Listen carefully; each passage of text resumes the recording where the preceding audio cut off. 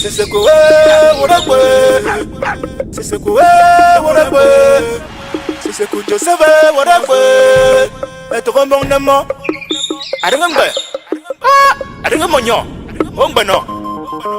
Dennis Smart, mon king Fenja, au Sari Maribo. Oh, c'est tout, je sais que vous rappelez. Oh, c'est tout, je sais que vous rappelez. Oh, c'est tout, je sais que vous rappelez. Oh, c'est tout, je sais que vous rappelez. Oh, c'est tout, je sais que vous rappelez. Oh, c'est tout, je sais que vous rappelez. Oh, c'est tout, je sais que vous rappelez. Oh, c'est tout, je sais que vous rappelez. Dans ton diable, grand ago. Mukuba, Mate, Mechi, Agway, Pita, Eno, Ancien Treva, Rogbeno, Murukwa, Aquaticaba, Eyon Atem, Rogbeno, Aquaticaba, Arremoni, Rogbeno, Rogbeno, Aquaticaba, Etigenen Supadi, Rogbeno, Murukwa,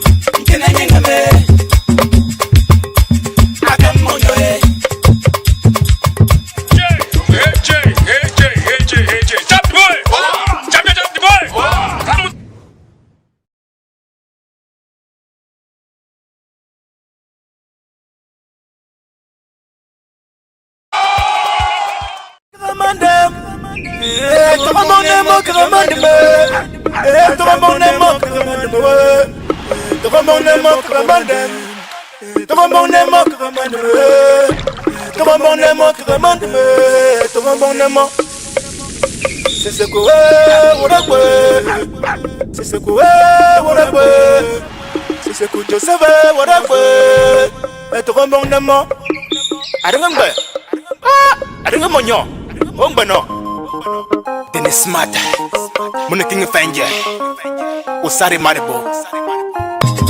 What's a say to Joseph Woodabwe? I remember what's a say to Joseph Woodabwe? I remember what's a say to Joseph Woodabwe?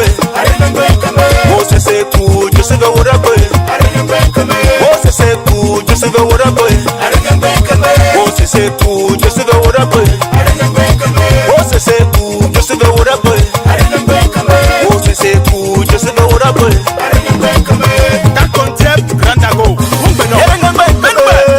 Mukuba, Mate, I remember Mechi. Peter, Eno, Ancien Treva. Rompeno, Murukwa, Aquaticaba, a young Atem. Rompeno, Aquaticaba, a Remoni. Rompeno, Rompeno, I remember Aquaticaba, a Tigan Sawadi. Rompeno, Muruba, I remember.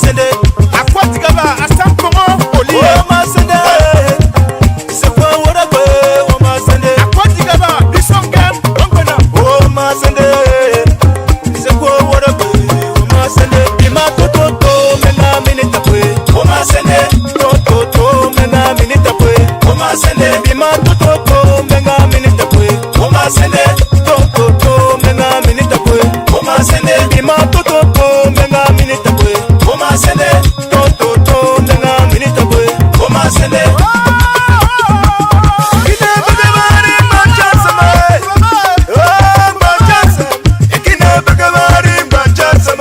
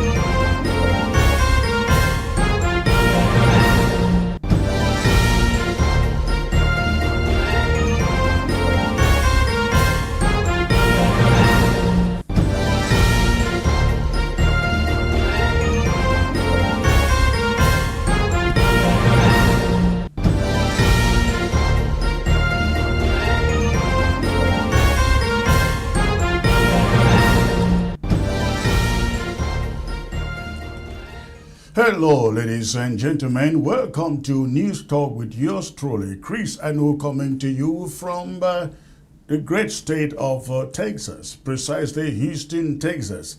It is 65 years today, exactly 65 years today, that one decision, one event, one choice, the plebiscite of 1961 changed the destiny of a people, referring to the Southern Cameroons, Ambazonia. Today, all over Ambazonia, people were coerced to the streets. Some paid or bribed to go out, carry banners, and march in the name of Youth Day, National Youth Day. Ladies and gentlemen, this show today is dedicated to revisiting what happened in 1961. We are having to have a scrutiny here of that event. And the main question that I bring to you today as to my panelists is, should we have stayed? Should the Southern Cameroons have stayed in Nigeria? That is the subject of the day. Please, thank you for tuning in. Go ahead, hit the subscribe button if you are watching by way of YouTube. If you are on Facebook, hit that share button. Let everybody know the anchor man is not live. He is indeed alive. You can see me right here. This is no AI. This is Chris Anu. So please stay tuned. In a few minutes, in 1 minute, I will be back to start with my monologue for the day, and then I bring in my panel to discuss this subject, ladies and gentlemen. So please stay put. You go nowhere at all. I'll be right back. ABS can help you reach your target audience like never before. Advertising on ABS, you'll benefit from our extensive reach and dedicated viewership. We offer special advertising packages during primetime slots and popular shows. You'll also be featured on our social media platforms, reaching an even wider audience. Don't miss out on this opportunity. Take your business to the next level. Contact our advertising team at absafricatv@gmail.com.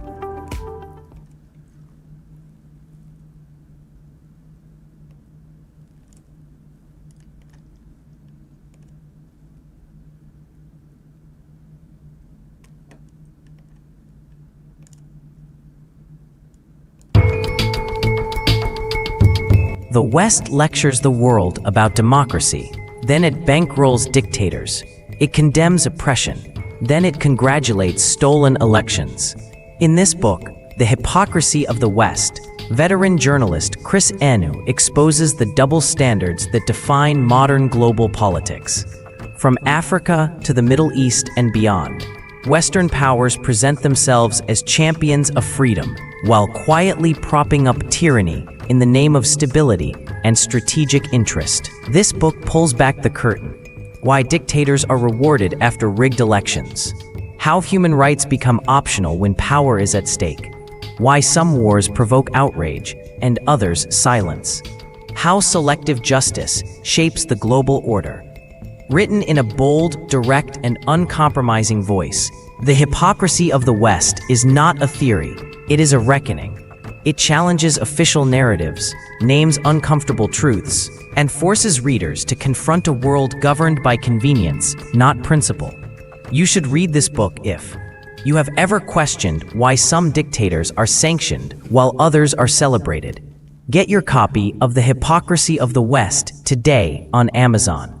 Read it, question everything, then decide where you stand.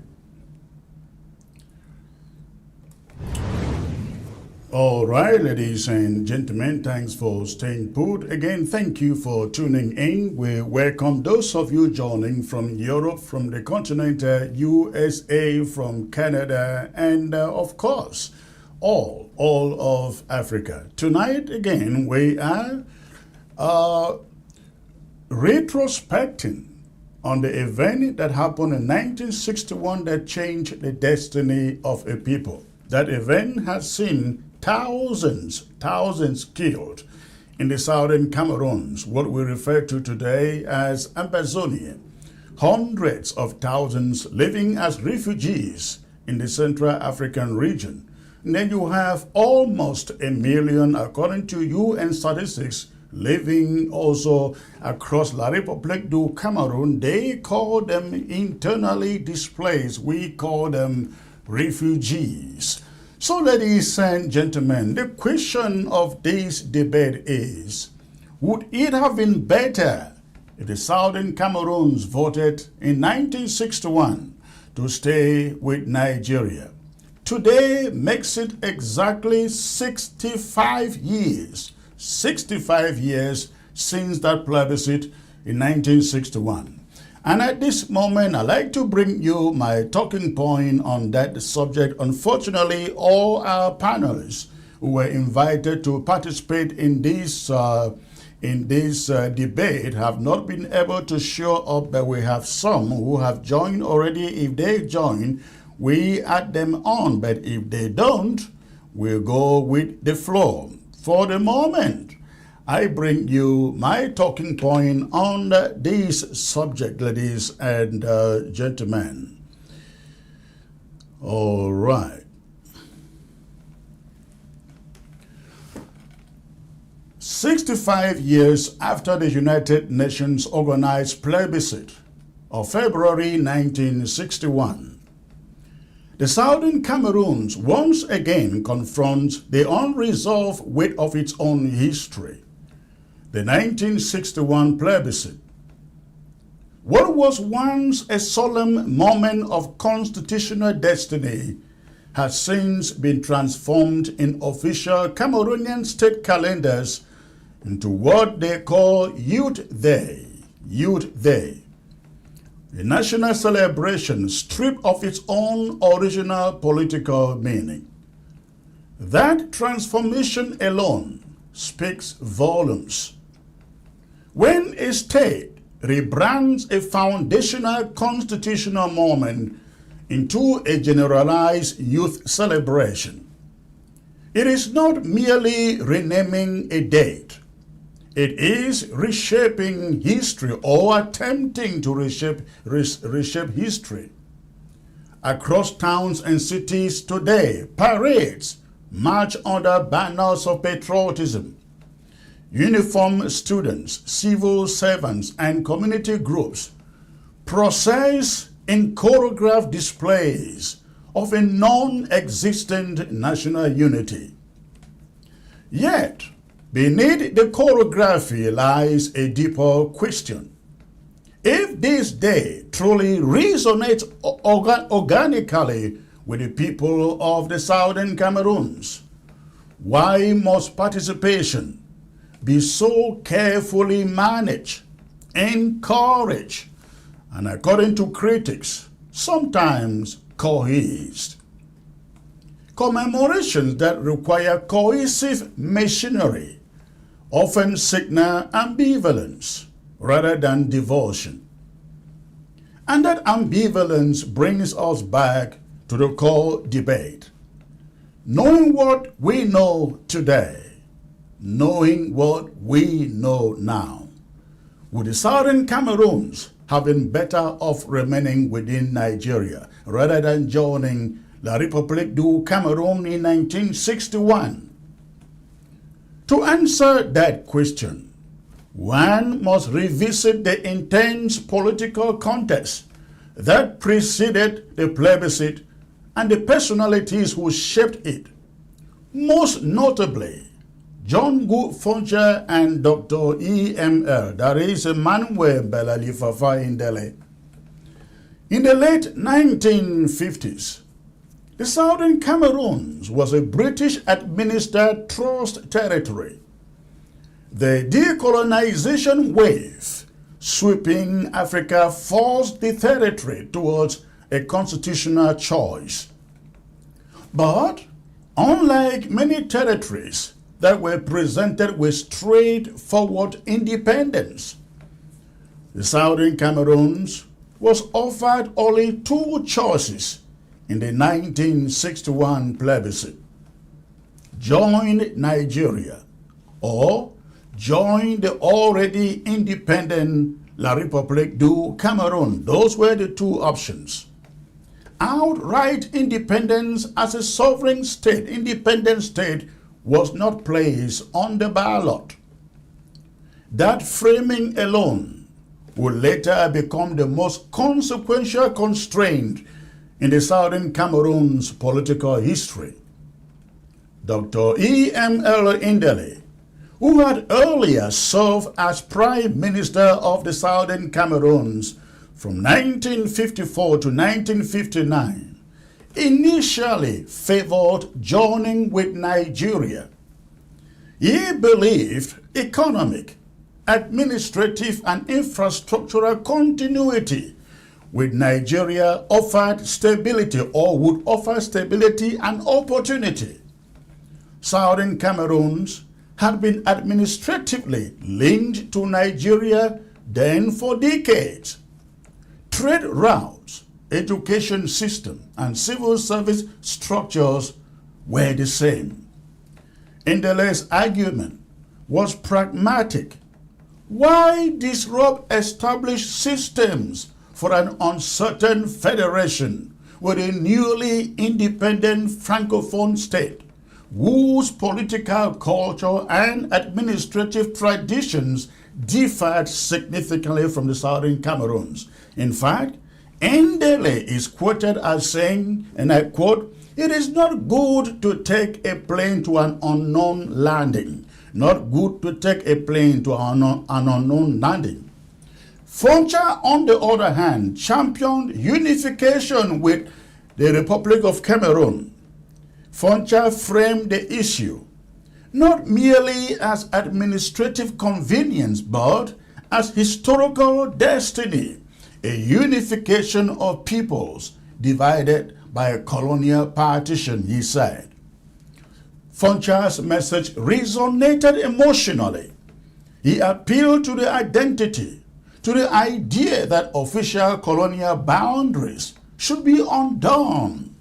He promised a federal structure that would protect the Southern Cameroon's autonomy within a united La République du Cameroun. Foncha's rise over Endeley before the plebiscite reflected both political strategy and shifting public mood at the time. Many voters grew wary of being incorporated permanently into Nigeria as a minority region. Nigeria itself was wrestling with its own internal federal tensions. Some Southern Cameroonians feared marginalization within a large Nigerian federation dominated by a powerful regional blocs, the Igbos, the Yorubas, the Hausas.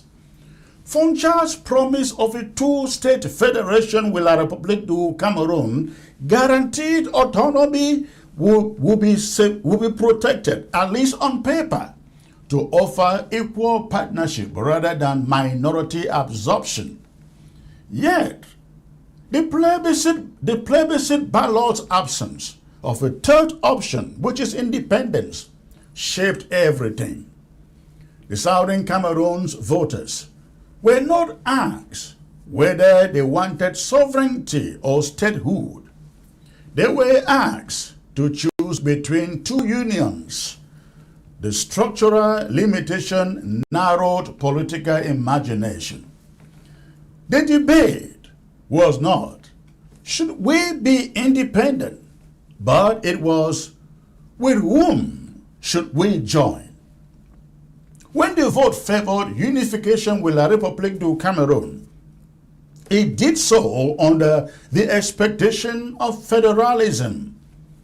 The Fumban conference that followed was supposed to define that federal structure. Southern Cameroonians anticipated constitutional safeguards, cultural protections, and meaningful autonomy. But history would unfold differently, very differently. Within a decade, the federal structure was dismantled. The 1972 referendum replaced the federation with a unitary state, one state. Administrative centralization accelerated. Over time, the Southern Cameroon's legal, educational, and cultural institutions faced increasing harmonization pressures. What had been presented as partnership on equal terms with la République du Cameroun began to feel to many like absorption. This trajectory is what fuels today's retrospective debate. Critics argue that the foundational compromise of 1961, particularly the constrained ballot, planted the seeds of today's discontent, of today's war. Had independence been an option, perhaps, a different path would have emerged. Had federal guarantees been entrenched more firmly, perhaps tensions would have ceased, would have eased. Instead, the gradual erosion of autonomy of the Southern Cameroons created a narrative of betrayal. The present conflict in the Southern Cameroons, ladies and gentlemen, referred to as Ambazonia conflict, cannot be reduced solely to the 1961 decision. It is also the product of decades of governance disputes, constitutional centralization, economic grievances, and political mistrust. Yet the symbolic starting point remains that plebiscite. Many analysts frame the conflict as an unfinished constitutional question dating back to 1961. And this is where the counterfactual question gains force. Could staying within Nigeria have produced a better outcome, a better country called the Southern Cameroons? The answer is necessarily speculative.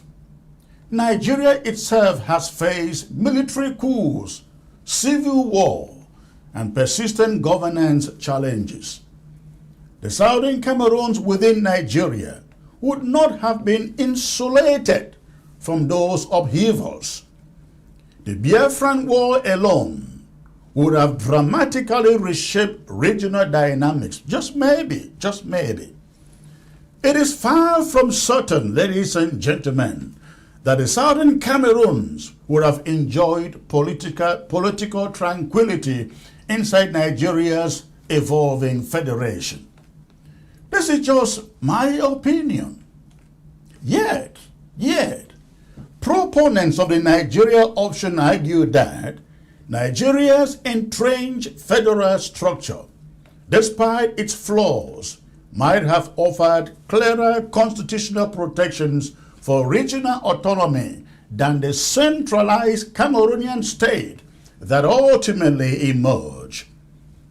Nigeria retained state-based federalism.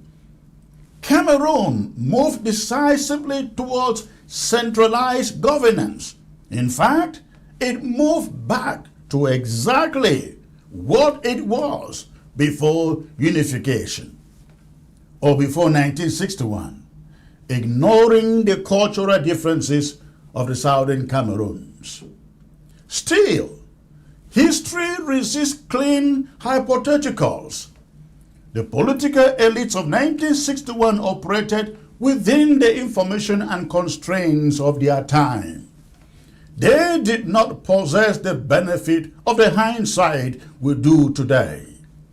Foncha could not foresee the full dismantling of federalism. Endeley could not guarantee the Southern Cameroon's prominence within Nigeria. Both men navigated uncertainty. What remains indisputable, though, is that the plebiscite was framed as a binary choice when reality demanded more nuance.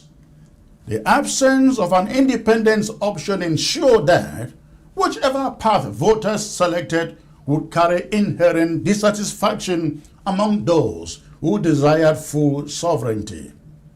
That suppressed aspiration did not disappear. It lingered beneath the surface of political life. Today's debates, including this one revived by the anniversary of today's 65 years anniversary of 1961, reveal how unresolved that constitutional moment remains in the lives of Southern Cameroonians. Transforming the date into Youth Day may seek to redirect national attention towards unity and generational celebration. But memory has a way of resurfacing. When citizens revisit 1961, they are not merely rehearsing history, they are interrogating legitimacy. The emotional weight surrounding the anniversary reflects this deeper reckoning. For many, it is not simply a historical date. It represents a fork in the road whose consequences continue to unfold. Would staying in Nigeria have been better? I have no definite answer here, ladies and gentlemen. Maybe my panelists do. What can be said is that the limited framing of the 1961 plebiscite constrained Southern Cameroon's political agency at a decisive moment.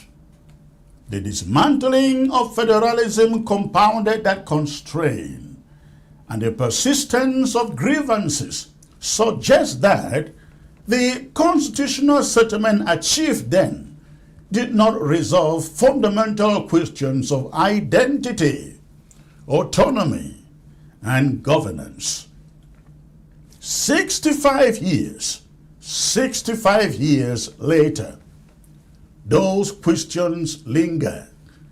And perhaps that is the most powerful testament to the significance of 1961. A decision intended to close a chapter instead it opened one that remains unfinished. And that is my monologue, ladies and gentlemen. When I come back, we start the debate. Stay tuned, please. The West lectures the world about democracy, then it bankrolls dictators. It condemns oppression, then it congratulates stolen elections. In this book, The Hypocrisy of the West, veteran journalist Chris Enu exposes the double standards that define modern global politics. From Africa to the Middle East and beyond, Western powers present themselves as champions of freedom, while quietly propping up tyranny in the name of stability and strategic interest. This book pulls back the curtain. Why dictators are rewarded after rigged elections. How human rights become optional when power is at stake. Why some wars provoke outrage and others silence. How selective justice shapes the global order. Written in a bold, direct, and uncompromising voice, The Hypocrisy of the West is not a theory, it is a reckoning. It challenges official narratives, names uncomfortable truths, and forces readers to confront a world governed by convenience, not principle. You should read this book if you have ever questioned why some dictators are sanctioned while others are celebrated. Get your copy of The Hypocrisy of the West today on Amazon. Read it, question everything, then decide where you stand.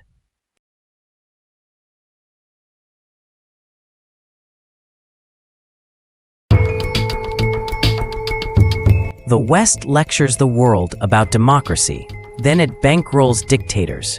It condemns oppression, then it congratulates stolen elections. In this book, The Hypocrisy of the West, veteran journalist Chris Enu exposes the double standards that define modern global politics. From Africa to the Middle East and beyond, Western powers present themselves as champions of freedom, while quietly propping up tyranny in the name of stability and strategic interest. This book pulls back the curtain. Why dictators are rewarded after rigged elections. How human rights become optional when power is at stake. Why some wars provoke outrage and others silence. How selective justice. All right, ladies and gentlemen, that was my monologue for you today. I hope it made sense. Now, let me refresh those of you who are joining what we are about to do tonight. As I have said, this is going to be a scrutiny of what happened in 1961. That was, was the 1961 decision to join La République du Cameroun a historic mistake? Was it a historic mistake? Should the Southern Cameroons have remained in Nigeria after the British organized plebiscite? This explosive debate revisits one of the most controversial political decisions in Africa post-colonialism. In this special discussion, we examine the legacy of leaders like Dr. John Foncha, Dr. E.M.L. Endeley, the UN plebiscite, the Federation experiment with La République du Cameroun, and the long-term consequences that shape today's Ambazonia conflict with La République du Cameroun. Did the Southern Cameroons gain political autonomy and development after unification with La République du Cameroun, or lose constitutional safeguards and economic opportunity? Some people like to call this occasion, or the occasion of 1961, as the occasion, the event of reunification. In fact, Foncha framed it as reunification. Of course, we have argued again and again on this channel. There was nothing in 1961 like reunification. Foncha and his people argued that it was reunification because formerly under German Cameroon, French Cameroon and the Southern Cameroons, they were lumped together. But of course, that argument doesn't hold, because if you have to say that it was reunification, then you would say, how about Gabon? How about Equatorial Guinea? I think also Chad and so on. These were all German. Would you call these other countries German Cameroon? Of course not. So what happened after the First World War, where the Germans were defeated and the Southern Cameroons and the Cameroons were divided, and part went to Nigeria, part went to La République du Cameroun, cannot be called reunification. I want to make that point a little bit clear. We'll get to that. This debate today analyzes the 1961 UN plebiscite and its limited options, the political divide between Foncha and Endeley, whether Nigeria offered a better federal future than La République du Cameroun, the collapse of the federal system in 1972, and how today's conflict, Ambazonia war, traces back to that historic past, the historic past being this federation. Ladies and gentlemen, I am being joined. I was supposed to be joined here by Professor Carson Anyangwe, Maitre Alex Lissinger, Kennedy Ijacha, Dennis Atem, and Sama Thomas. Unfortunately, most of them cannot join. I have with me here at the moment, maybe others come in soon, but I have with me here at the moment Professor Carson Anyangwe and Maitre Alex Lissinger. Prof. Anyangwe, your camera, I wish your camera was full screen, but it's good to have you, sir. Thank you.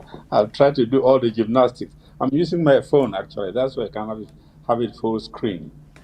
All right, we will work it on our side here to see what happened. Just stay put in there. Metro Lissinger, it's a pleasure having you back again, sir. Thank you very much, and I want to send my special greeting to Dr. Anyangwe, who happened to have been my lecturer in Makele. So I send my special greetings to him, and thank you always. It's an honor to be on your program for this topical All, topic. all right, you gentlemen, hang in there for a second. Let's do some. Let our technicians do something here to adjust the camera of Prof. Anyangwe. Prof. Anyangwe, you ABS don't can have help to you do reach your anything. target Just audience sit like still never there, before. please. Advertising on ABS, you'll benefit from our extensive reach and dedicated viewership. We offer special advertising packages during primetime slots and popular shows. You'll also be featured on our social media platforms, reaching an even wider audience. Don't miss out on this opportunity. Take your business to the next level. Contact our advertising team at absafricatv@gmail.com. ABS can help you reach your target audience like never before. Advertising on ABS, you'll benefit from our extensive reach and dedicated viewership. We offer special advertising packages during primetime slots and popular shows. You'll also be featured on our social media platforms, reaching an even wider audience. Don't miss out on this opportunity. Take your business to the next level. Contact our advertising team at absafricatv@gmail.com. All right, ladies and gentlemen. Prof. Anyangwe, let me start with you, sir. I am sure you listened to my monologue here, and let me start by asking you this very simple question. Both of you, I don't know whether you are all on one side or divided on this question. What in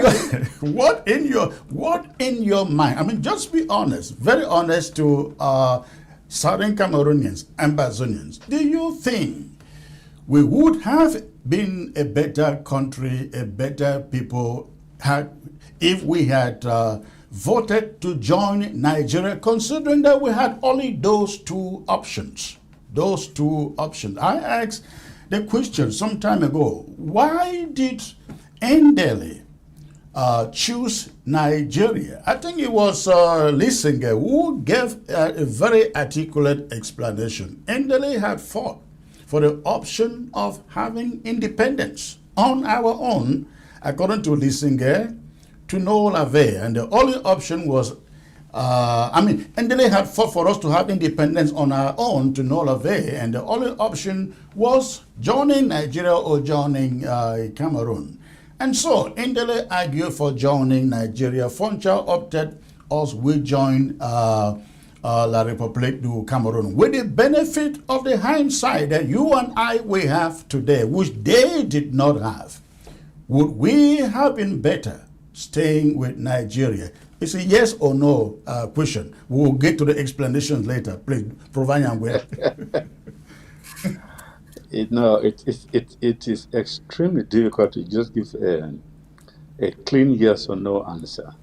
But this I can say, that if you think of the two dynamics that were at play, or that could not be at play, the cultural dynamics and the political dynamics, we would say that had we been in Nigeria, the kind of cultural challenges and difficulties and trauma we are facing in French Cameroon would not have been there. We would not have been fighting about English. We would not have been fighting about schools. We would not have been fighting about legal system. We would not have been fighting our culture, eating culture, dressing culture, all of that. That was part of our reason after 50 years of administration along with Nigeria. So for that one, I think we would not have had any issue. But of course, people would argue that politically, and that's where you see most of the argument and see with the politicians center around that aspect, political aspect. When it is said, and you pointed this out in your monologue, the issue of whether, politically speaking, would have been able to exercise any influence within Nigeria or within French Cameroon. I suspect Foncha and those who followed him thought that by voting to associate with French Cameroon, given the comparative population differences between the Southern Cameroons and Nigeria, and French Cameroon, was not too heavy. So there was a chance that would be politically be very viable and make changes and influence policies within French Cameroon. I think that was their thinking. And then looking over across to Nigeria, born by 50 years of experience with Nigeria, where they were in fact just captured within Enugu, which is in Nigeria there, and they fed no better there. And politically, they were not able to influence even within the Eastern Nigeria. I'm not talking now of the federal government of Nigeria. Remember, if you look at Nigeria, it's huge. Currently, Nigeria is more than 10 times that of Cameroon. And at that time, Southern Cameroon was what? 1 million. So 1 million compared to Nigeria at that time, which about 50 million, I think, in those days. You were really very, very like a drop in the ocean. And secondly, the Southern Cameroon population had no exposure. The most cultured and exposed person on our side was Endeley, who was in Lagos. The rest of our people, they have got contact outside of the Southern Cameroon was in Enugu, which was not good enough. So when you look at all of these things, you say, well, on the political side, perhaps we would not have had a lot of influence if we had been in Nigeria. But in French Cameroon, we thought, I think the ended Foncha and a group of people thought we could have, but it turned out that we didn't have and we never had ever since. And was still the fact that we continue to suffer oppression and repression and killings and violence from day one, from August 1961 up to today. It has not abated. I don't think in Nigeria we have faced that kind of a situation. Although some people point out that, well, you see, if we had been in Nigeria, we would have got caught in, like you said, they made that point in your monologue, we have got caught with the Biafran secessionist bid and would have been affected and all this. We don't know for sure. But one thing I can say, and I say it with certainty, that given the political evolution in Nigeria, the Biafran War, the reforms that took place, the political decentralization and coming out of more states, I believe that the Southern Cameroon would have come out into that arrangement. And this is just a belief. I have no evidence to show that. But given the fact that we were so specific when we were in Nigeria, I believe, and if our politicians had continued, even within Nigeria, I believe they would have gone ahead to carve out the Southern Cameroons, no longer as a quasi-federal region as used to be, but now as a federated state within Nigeria, where we can manage our own affairs and see to what extent we can contribute to the overall the governance of Nigeria. Thank you. All right. So I guess you are kind of leaning towards the current arrangement, if I may say that. Listen to you carefully. No, the current arrangement with French Cameroon has always been negative from the very start. And you pointed out, and this is because our people lacked information at that time. It is so surprising that with the maneuvers and the plots that were going on in French Cameroon, our people never even picked that up, And even when they picked it up, finally, the reaction was at best paper protests. That was it. They never sought at any time to come back to, even I'm talking of the days of the Federation, they never at any time came back to the people of West Cameroon to say, look, this is what we've seen, what we experienced, and we are suggesting that this action we need to take. Everybody, I suspect everybody was so afraid, because French Cameroon has always been, right from the very beginning, a violent state, very violent, and everybody was scared of what might happen. So even though we had all the warnings from the phone of Bafut, who said French Cameroon was actually fire, and even though we had all the warnings from Endeley, and in fact, if looking back on it, what he said was so prophetic. You suffer this killing. Even the smallest policeman there has right of life over you, which is what we've experienced for the past 65 years. No, if you ask me now, bring that choice to me now, I will not vote for Association of French Cameroon. I wouldn't. I will not. All right, let me get to listening there. Again, my question is a kind of a yes or no question. Would you, with the benefit of the hindsight that you and I will have today, which our ancestors did not, if you had that opportunity, would you vote to stay with Cameroon or stay with Nigeria? To be honest, Chris, a lot of things Professor Anyango have said, which I agree with. But to be honest, I was not even born when Dr. Endeley started talking that if you join these people, they are gendarmes, the ongoing war, rebellion, military, gendarmes, they are going to war. There's blood in their hands, reign of terror. It's in the UK Parliament, House of Parliament, what Dr. Endeley said. He said, you will lose your freedom, including we had decentralization, that we have our own government, freedom of speech, assembly, all those things. And immediately after the referendum, Dr. Endeley made it clear that, look, he talked in the UK Parliament, not in Cameroon, that, look, I'm really concerned because we are going to lose our peace, justice, everything. He made it clear to the UK government.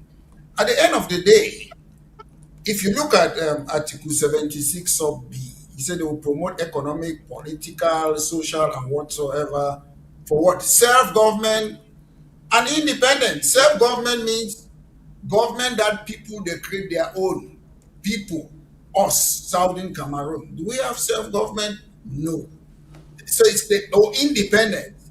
So the fact that, to me, I don't really worry about certain things that are happening in the Cameroons. My point is, we have lost our identity. That's the problem.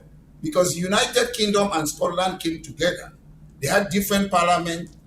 They came together. They created one political entity. And they have what they call the Act of Union, 1707. So after some time, they say it's not working. And some people, they created a party. They say, we want to go away. And they gave them their parliament back. So it's not as if what is happening is on cast iron in the Cameroon. Because if you ask me, socially, we would have been better off in Nigeria. Politically, we would have been better off in Nigeria. Economically, we would have been better off in Nigeria. When you look in that Southern Cameroon, then the entire La République, there is no one single motorway in the entire country. But if you look at Taraba State, Bono State, is it Adamawa, which used to be Northern Cameroon, they have motorways, international airport, they have all those things. The deep sea port Mr. Bia promised us for long. Where is it? So at the end of the day, I would say emphatically that we would have been better off in Nigeria. Professor Anyangwe, you, Chris Ano, maybe you would have been the governor in that, as they call it, Northwest and Southwest. We would have had our own senator or whatsoever. But there is a one man who runs us. Everything is Yaoundé. To me, 100% would have been better off in Nigeria. I don't need to pretend because even if we're in Nigeria with their own problem, they have their problem, yeah. Forget the central government. As they call it, Northwest and Southwest, it's us who would have been running it. Not bring Okala, Bilai, all those people to come and control us. So it would have been different. There's nothing to play off. Most Africans, they have their problems. It's a fact. But there's something which I'm very concerned, because we voted to join La République du Cameroun, doesn't mean we should remain there forever. If it's not working, we have a right to say we don't want to be there. That's the mistake people are making. Yeah, because you said you want to join La République. It's not working, because at the end of the day, since 1964, they signed what? UDIA to start doing what? To bring, economic, monetary union to promote integration among French countries. 1964, I was not born. So it was a fait accompli. We live in a country, in the Cameroon, that we cannot debate. If I want to ask politicians, including my Anglophone brothers, when did we agree to make sure that a NAM civil servant should be our politician in Northwest and Southwest Southern Cameroon? When?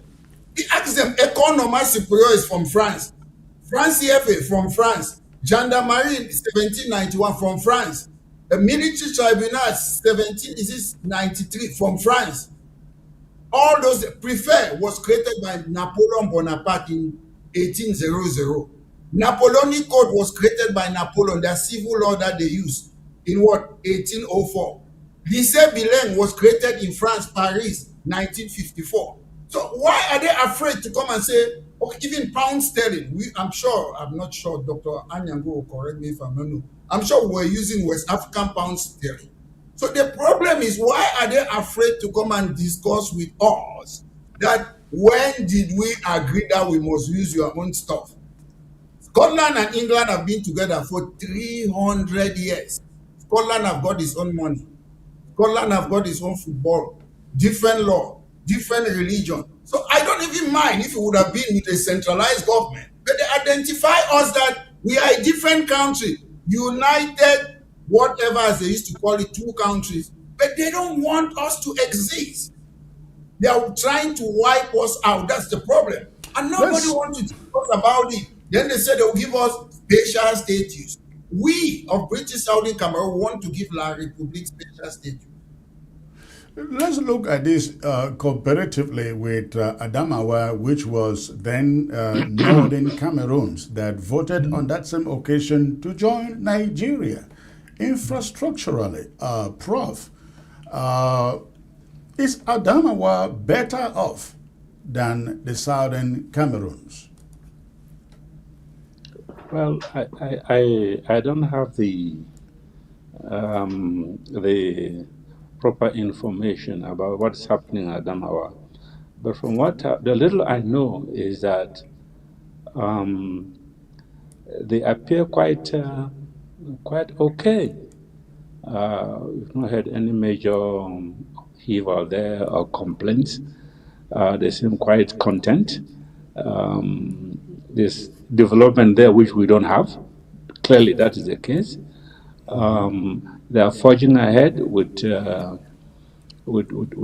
cultural aspects, be it English schools, universities, and so on, which we don't have, because for what is happening now in Ambazonia, every little thing we must have to fight for.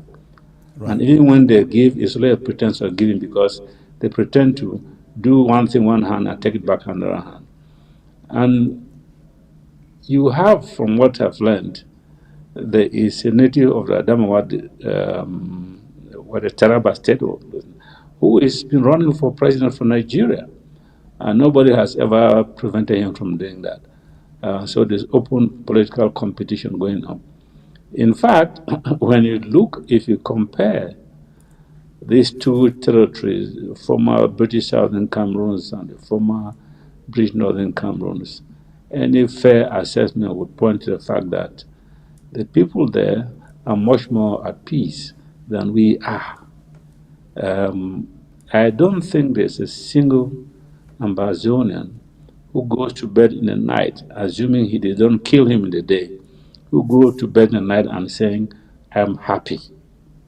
I very much doubt, because right from that 1961, French Cameroon has always been breathing down our throat, and their agenda has always been to annex us, colonize us, and to steal our resources. Right now, we all know, the world knows, that French Cameroon has survived because of us, two things. We came in with an element of stabilization. Many people don't realize how very chaotic, right from the beginning, French Cameroon is. No system is in place, no law in place, absolutely nothing. We brought a measure of stabilization in French Cameroon, stabilized them from those Makiza days, and a sense of direction we gave them. And then economically, without the oil from Ambazonia, without resources from the CDC, French Cameroon would long ago have been bankrupt and even ceased to be any functional state. But as we all know, even up to today, it thrives because of the resources from Ambazonia.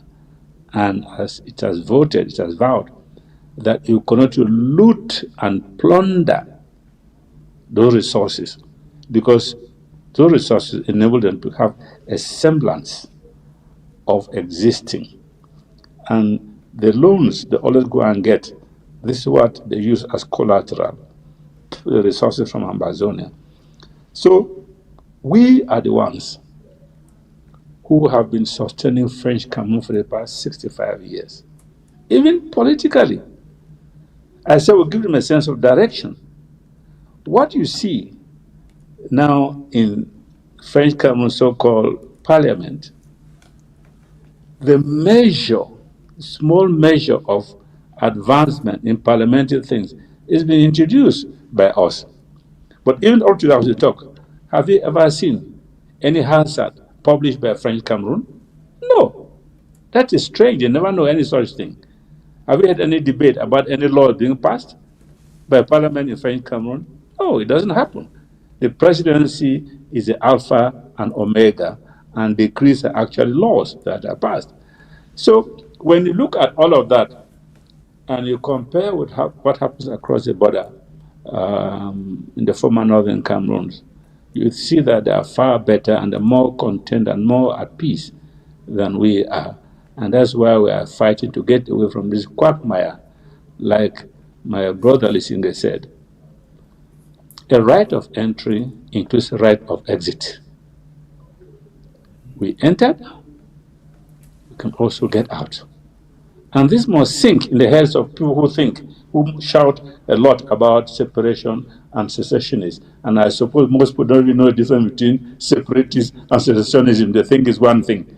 No, we are not fighting either for secession or for separatism. No, we're not. We are exercising our right of self-determination as a people who are now under African colonization, the kind of thing which Ethiopia did to Eritrea, the kind of thing which Morocco did to Western Sahara, and the kind of thing which you found apartheid South Africa did to Namibia. These are the things, these are realities of life. This is what we are talking about. Many people they confuse all of these things. When we talk about decolonization, some people just jump and talk, and they think they are going back to the days of the trusteeship or the mandate. No, we are saying a neighboring African country has without any color of right, taking hold of a neighboring country because a thing believes that is small and it could actually use force to grab it. And we shall fight, and we're going to fight, even if this means it's going to take 1,000 years. And we shall exit. There's no doubt about that. We shall exit. Probably not now. Some of us might not even see it, but it shall come to pass. Let me ask Alex.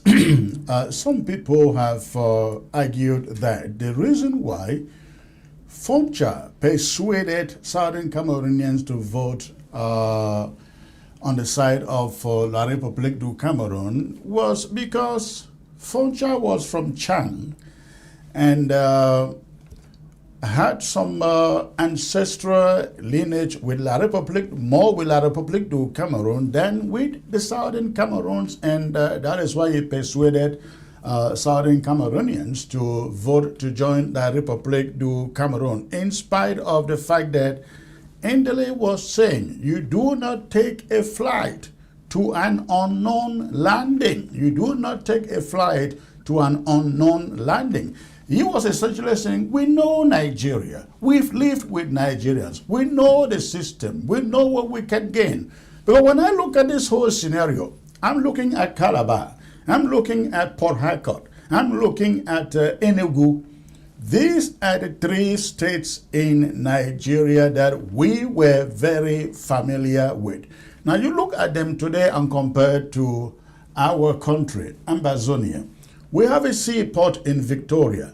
In Port Harcourt, you have a port in Port Harcourt. It is, the local community, the local government manages the port. It is same in Calabar. You go to Enugu, I mean, in all of Nigeria, the people manage their communities. In fact, I am amazed with the competitiveness of what I see in Nigeria, where every governor, every local government chairman is fighting. They are competing, essentially competing to see which state or community is most developed. Back into Ambazonia, we have a seaport that is non-operational since dawn, abandoned. You have an oil industry in Victoria since abandoned. And you look at no schools, no roads, no hospitals. Compare this with Calabar and also put this together with the argument of, do you think Foncha was more guided by the fact that he was from Chang, more Francophone than Ambazonia or Southern Cameroon?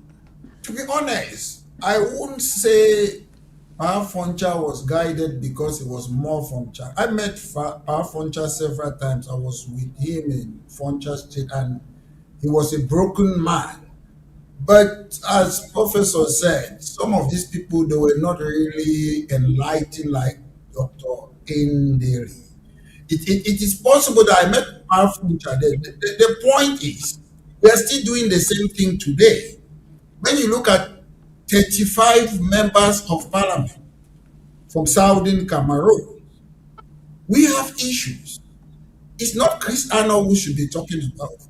It's not Professor Anyango who should be talking about it. It is our representative, 35 members of parliament and senators. They don't care. They care only about their pockets. So that's our problem to me. That's why we are suffering.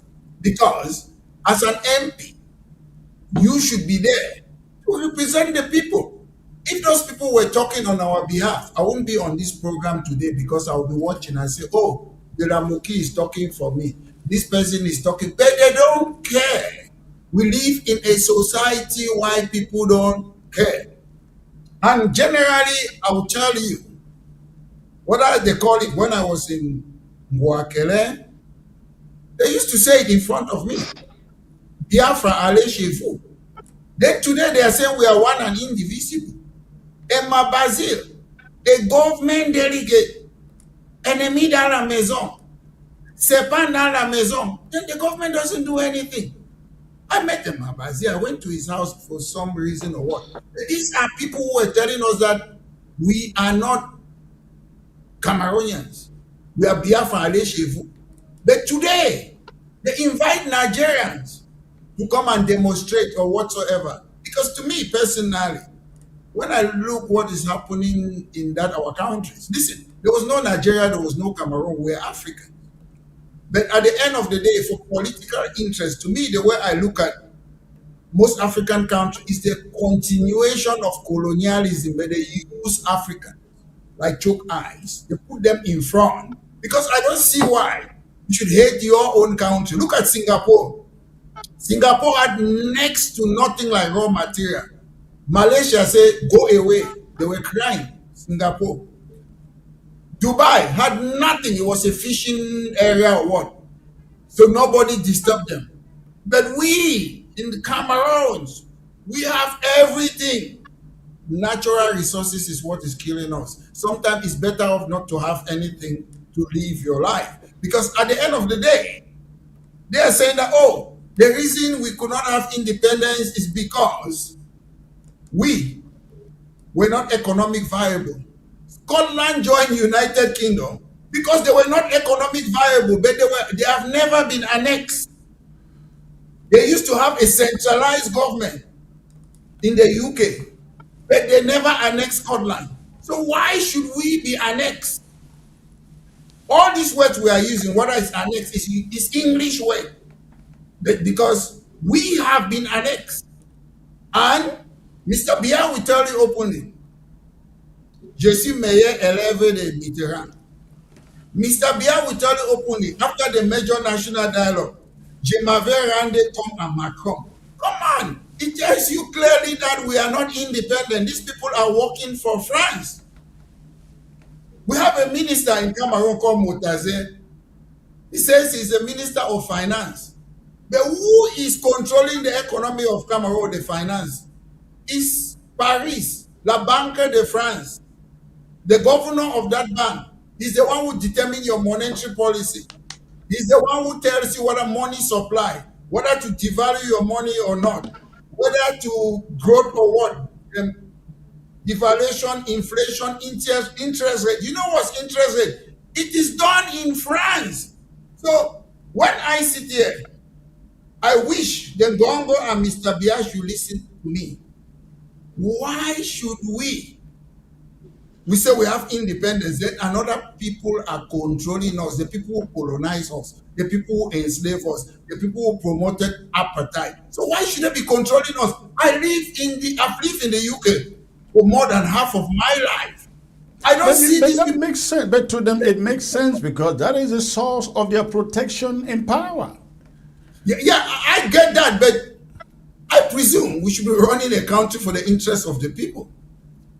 That's how I look at it. So I'm not saying I know what they are doing, but how can we, Africans, be so wicked that you're running a country for the interest of another person? We sit here, we see they argue about who is supposed to control the port of Douala. What has that got to do? How does it help somebody from Kikakilaki or from Mundemba or whatsoever? These people, Singapore, the first prime minister, what did he? The port was free. Foreign people should come and invest. Dubai, the same thing. So what are they doing about collecting what in, how does it help an ordinary man in the Cameroons? The point is, in Cameroon, we cannot sit and debate. I love coming to your program because we exchange ideas. But in Cameroon, everybody is happy. I can see picture 11 February, they drink their drinks because why? We have kakistocracy, people that they know. If things change, there's equality in the Cameroons, they will not be in the position where they are. That's why they are fighting for their survival. But unfortunately, when you look at most other countries in the West, they are fighting for the future generation. They are not fighting for themselves. It's really sad. And I will still maintain, whether La République like it or not, whether we are alive or not, we are going to come out from that relationship. It's a matter of fact, because you cannot sit in a country, a 93-year-old man. How can people be working in their life for 50 years? Mr. Bia talk about bringing youth. In order to bring youth, you, Mr. Bia, have to go away. Kavae, go away. Nyanji Frenji, go away. All of them, they have to go away, because if you look at most of them, when they started running the Cameroons, most of them were 28 years old. If I'm wrong, Professor will control me. Most of those people who were running Cameroon at that time, they were about 20 years old. So they were youth. The problem is not about youth. The problem is that they cannot govern a country. I don't care who is there. I would have preferred even a dictator to be there. And if they make our country Dubai, we would have been happy. We wouldn't have been complaining, rather than imposing something to please France. At the end of the day, Cameroon is on auction. They sit there, people we don't even know, we don't debate. People debate to run a country. The British Prime Minister doesn't run the United Kingdom. It's a cabinet. He doesn't run the country. It's a cabinet that runs the country. That would never happen in Africa, right? It's a cabinet. He hasn't got, it's just, they call the British Prime Minister first among equals. So that's it. Let me defer that question to run a country. It's difficult. I need the brains of Chris Anno, Professor Anyangwe. They would debate. How can we solve this? That's how you run a country. Not Let me defer that country with presidential degree. Let me defer that question to Prof. Anyangwe. Prof, do you think Foncha was more guided by the fact that he was of French Cameroon origin, Chang, to be precise? The reason why he preferred the Southern Cameroons, he campaigned for the Southern Cameroons to join Nigeria. I have heard that story, and I've tried to put my finger on it to find out whether exactly that is true. There are some people who think it is false, it's not true. His origin is not from French Cameroon. But other people say, okay, if he's not from French Cameroon, where did he come from? Right. No, hold Nobody on has been there, able to Prof. answer that Hold your line question. of thought there. The people who ask if it is not from French But Cameroon, I think what is happening is this. Prof, If you hold on take, there. Prof, hold on there. yeah, You know, I think other than Foncha himself, I don't know of anybody from the northern zone with the name Foncha. The Foncha is from Foncha. Have you? what's your question? Do I know anybody from the northern zone who's done what? With the name Foncha. I mean, for those who argue the fact No, that... you're right. Those are the questions people ask. Yeah. I don't know. I don't think, apart from that family, I haven't come across another Foncha. Right. So even over across it, they said that what we call Foncha is a deformation. They call it another way in Chang. I haven't gone about that. But the point I simply want to make is this. I don't think it was even very necessary for Foncha to have even been born or come from French Cameroon to have all the things which he did. Some of them may be positive, other negative. For the simple reason that you observe that there are two things. Whereas there was never any movement of the people of the Southern Cameroons going to French Cameroon, we had a whole drove, thousands and thousands of French Cameroon people who came and settled in West Cameroon. Why? Because French Cameroon was not a place which anybody could possibly have gone there to settle. It had nothing to show. It had nothing. The French were ruling there by horsewhip, and forced labor, slavery. So I mean, that was never attractive for any Southern Cameroon who, even under the British, breathing the air of freedom and free speech and all of that. So it was not even possible, not even a proposition for any person of Southern Cameroon to have gone to French Cameroon, and none went actually, so none. But you find the movement was the reverse way. All these Ewondo people, all these Bulu people, Bassa people, who moved over from French Cameroon and came over to West Cameroon and stayed in the Southern Cameroons. I just want to point out also that another person who was a staunch pro-French Cameroon supporter, and people don't mention him enough, and that is Sam Mofo. Sam Mofo was from Santa. And Sam Mofo went to French Cameroon, the Bamileke land, to campaign there for what the Foncha and rest were through misinformation, calling unification. And you ask yourself, what had people in French Cameroon who were not participating in the plebiscite, why would Sam Mofo go to campaign there? Well, one version is that at the plebiscite, people from the Bamileke area who went across the border and came and voted, so as to swell the numbers of the pro-Cameroon vote. Well, that is something which I think we still need to investigate and find the truth about it. But I think there's a huge possibility about it. Because why would Sam Mofo go to campaign in Bamileke country for unification? So that's one thing. The other thing I just want to emphasize on is that French Cameroon has never gone out of the French mold.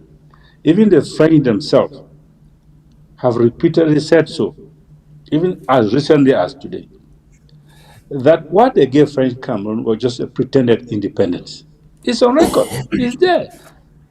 It's a pretended record. And so French Cameroon remains up to today a vassal state of France.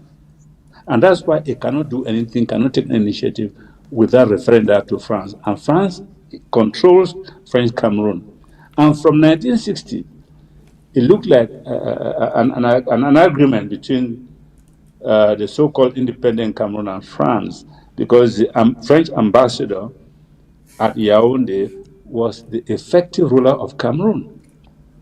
The effective ruler.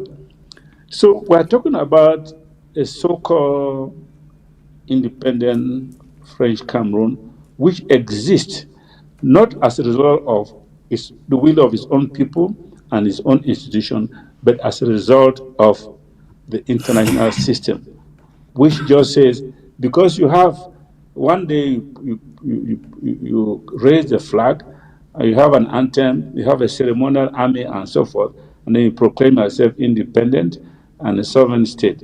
So therefore, you get into the concert of all nations and become. So if you remove the internal system away, Cameroon collapses. They have nothing to sustain it as a country, nothing to sustain it.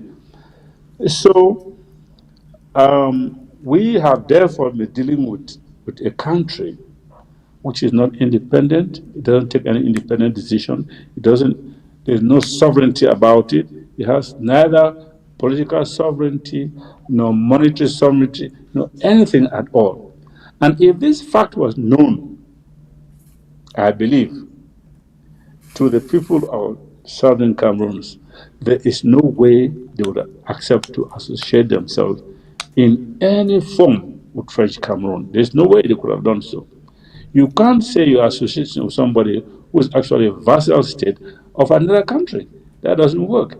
And it's unacceptable. And that's one of the reasons why we keep on saying we are not going to cannot be part of this system which obtains now. We have to opt out. I think the people of French Cameroon must learn now to stand on their own feet instead of always depending on West Cameroon like a leech, bleeding West Cameroon to survive, to enable France to leave.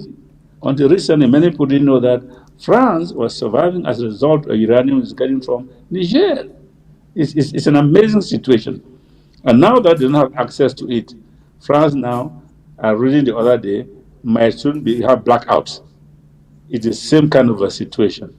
So French Cameroon are well out there who will know that if not of the resources of Ambazonia, it would have been dead country a long time ago. It would have been dead. So we would get out of this situation. We now know what that animal is. We now know what its capabilities are.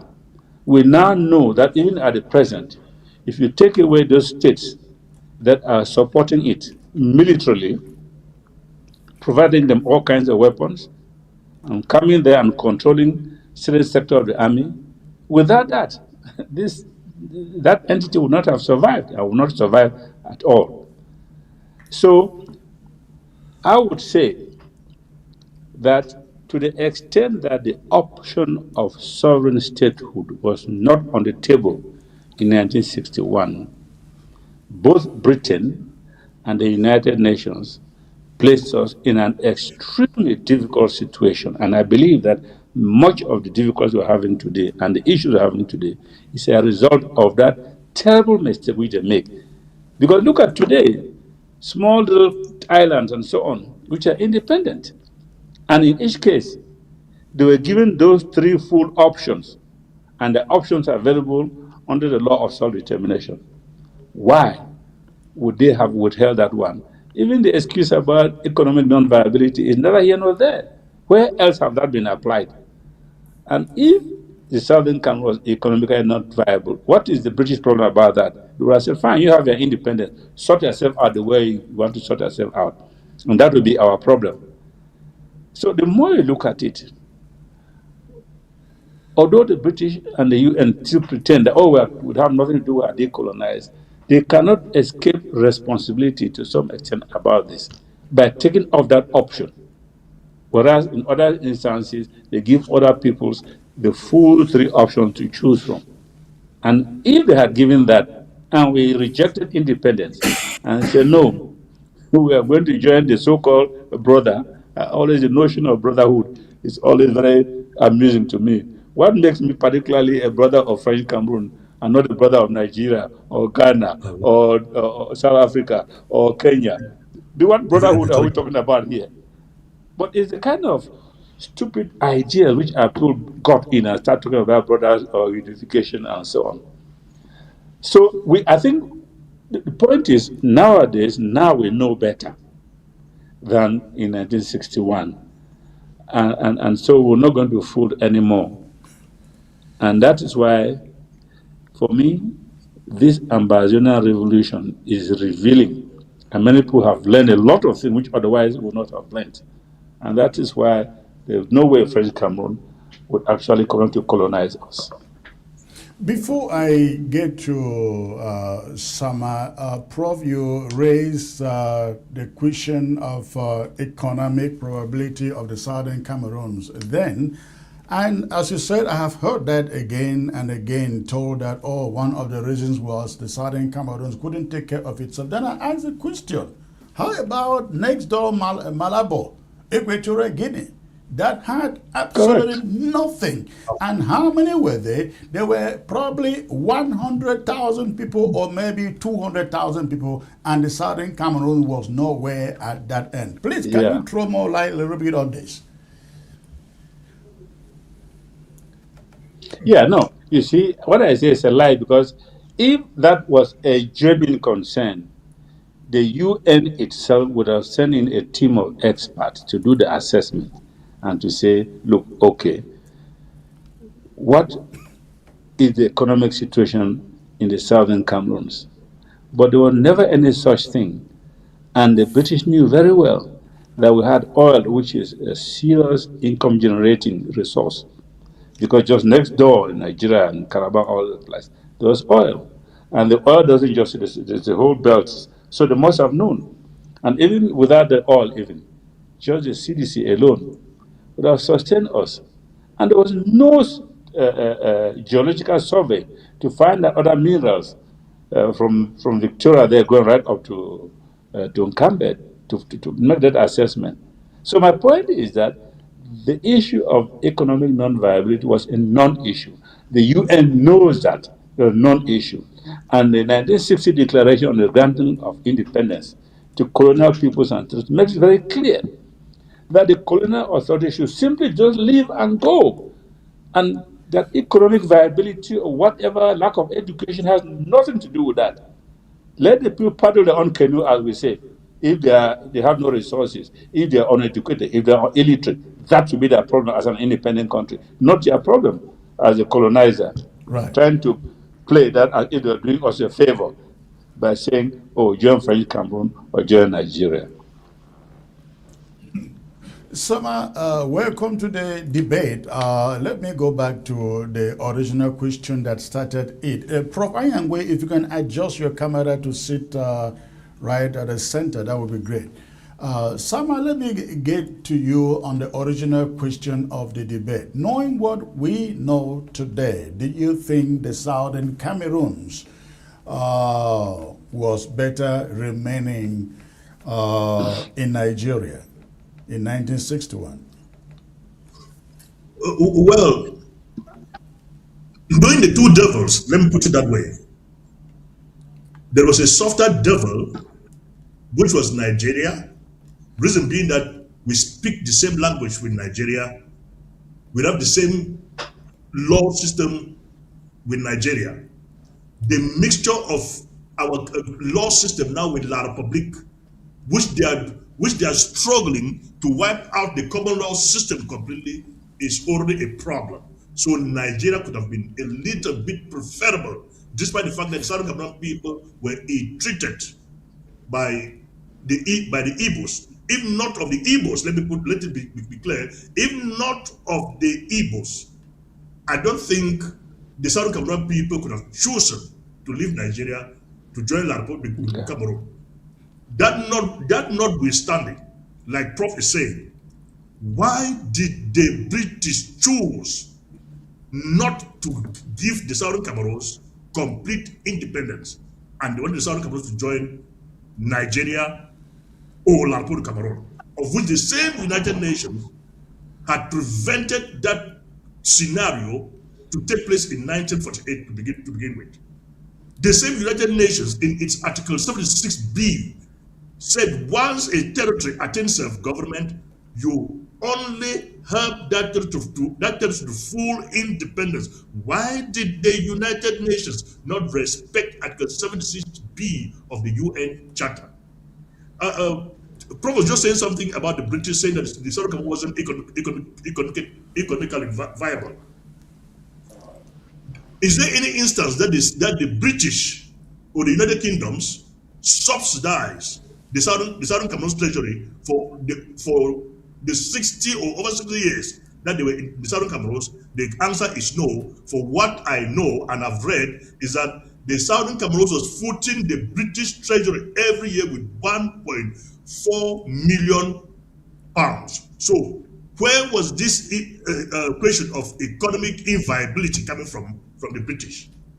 That is why no one can wrap his head around the whole mess. The whole question is the British were bent to see into it, and what we do not know up till now is the agreement they both have with the French and the United Nations to thwart the independence of the Southern Cameroons, to continue the economic exploitation of the Southern Cameroons. That is the only thing I can understand in the whole mess that is going on.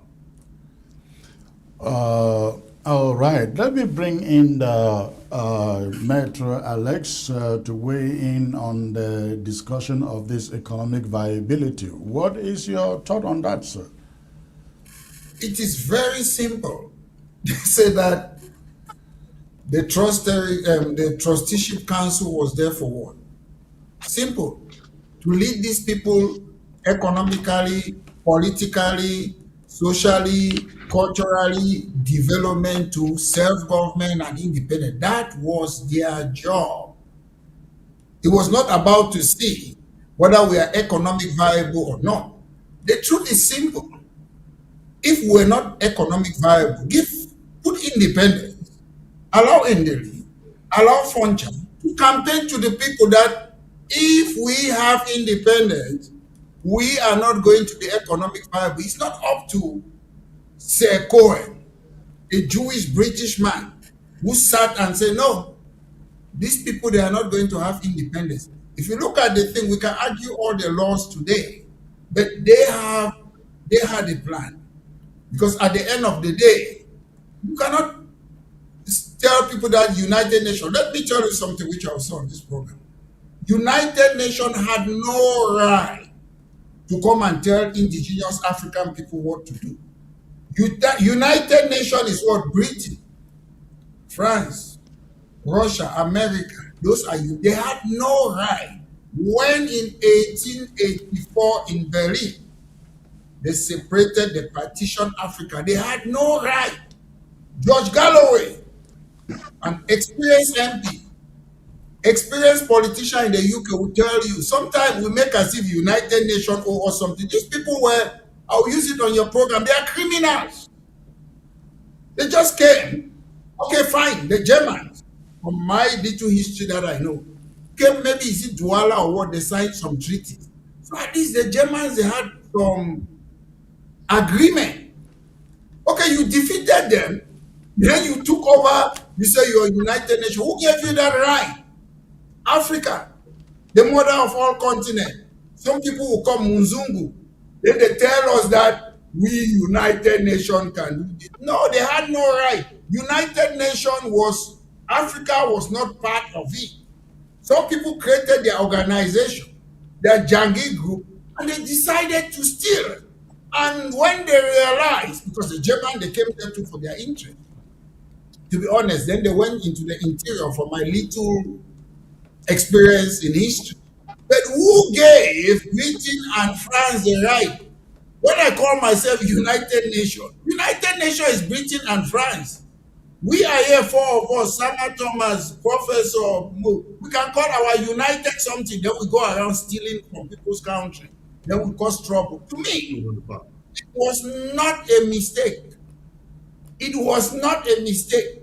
These people, in order for them to survive, they need to make sure that there is entropy.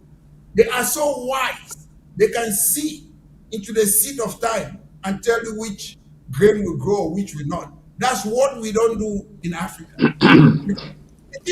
It's not a mistake what is happening today. They knew about it. Scotland had economic problem. Scotland joined England. Have they annexed Scotland? No. Scotland is still Scotland. They had a centralized government. Scotland is still Scotland.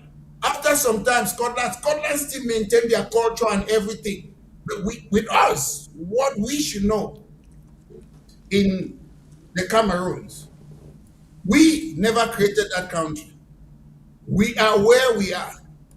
At the end of the day, La République should have said, okay, two of us, we came together. We are Africans.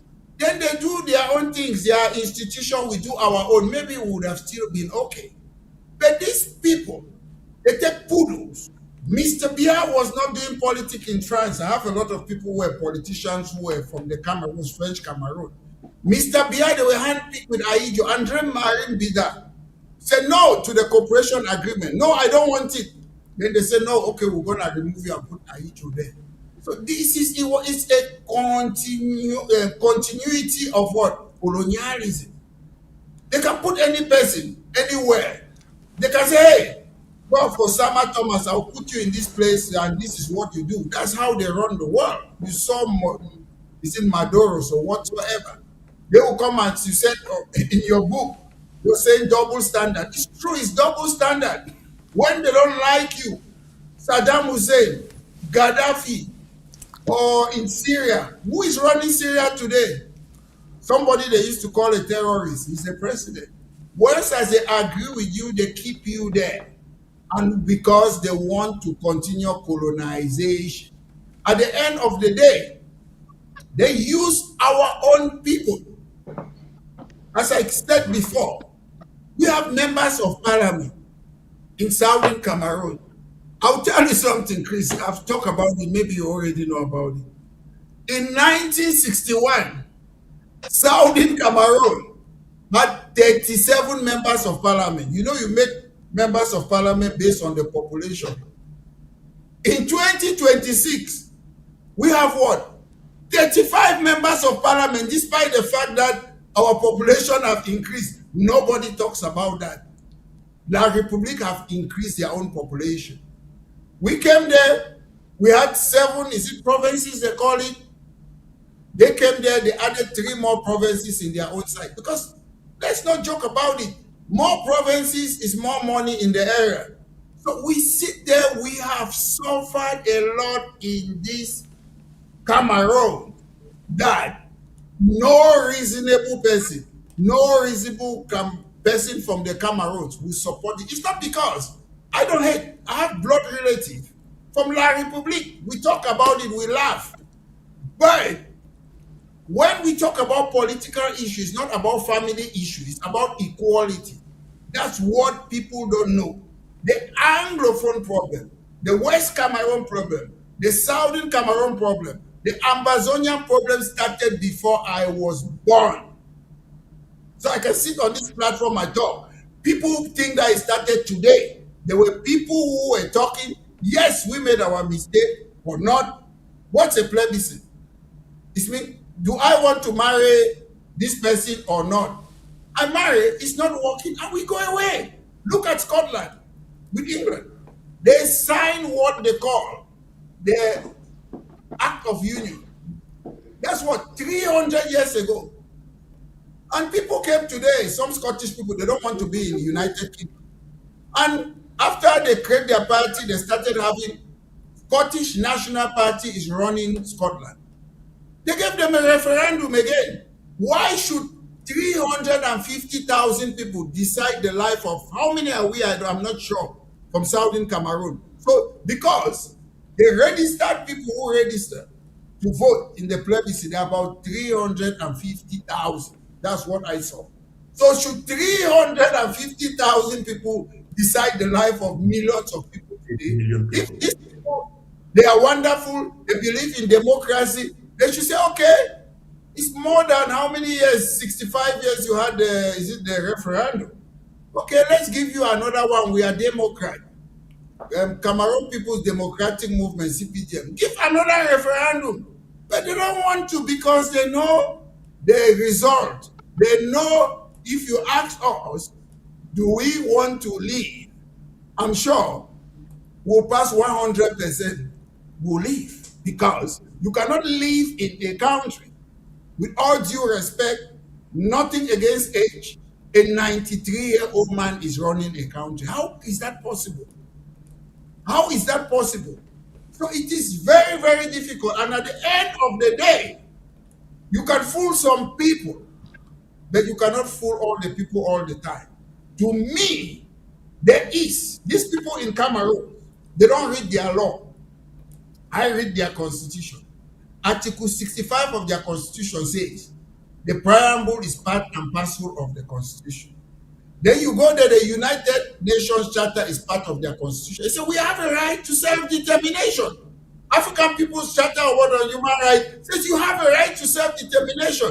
That is their constitution. Then you go around killing people in Southern Cameroon when they are following your constitutional right. Your constitution said, don't torture people. You torture Longe, you kill Martinez Zogo, you kill Wazizi. So what is the essence of having law in the country when you don't respect your own law? So at the end of the day, I'll make it categorically clear. British Southern Cameroon is going to leave because we are being oppressed. We don't like the country. It is our choice. We choose to come there. There's nothing on earth that says if you have a referendum on plebiscite, you cannot say you don't want it anymore. In the UK, we call a referendum is recommendatory. It doesn't mean I must be there. It's an advice. So what we voted for, what our forefathers voted for, was recommendatory. Now we don't like La République du Cameroun. We have to go. All right. Well articulated, please. Yeah, sure, Barrister Lisinga touched on one man. All right. And many of us don't know, Sir Anglophone. That man is an evil genie. He is the one who manipulated everything. This was a man who was a district officer in Uganda. Was pulled out from there. The British Conservative government pulled him out from there and made him ambassador to the UN. He took charge. It looks as if he was concentrating only on the Southern Cameroons issue. Everything negative was written by that guy. Prof, who are you At one referring point, to he even again? instructed Joe Field that he should do everything to make sure that the Foncha government collapses. So you have the pro-Nigerian destiny, which we should take over from the Southern Cameroons. And at the UN, he told all kinds of lies. This thing about economic non-viability is his brainchild, you know. And he kept on, even at the UN, you know the way they do things there.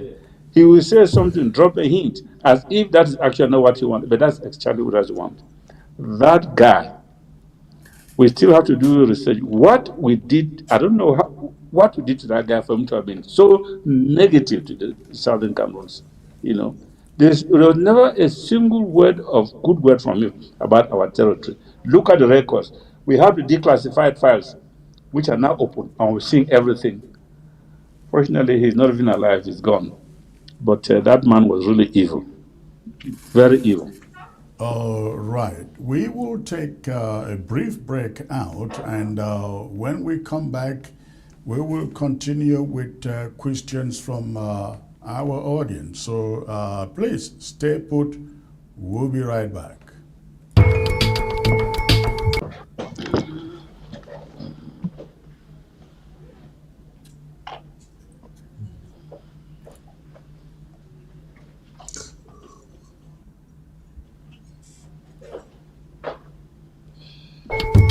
The West lectures the world about democracy, then it bankrolls dictators. It condemns oppression, then it congratulates stolen elections.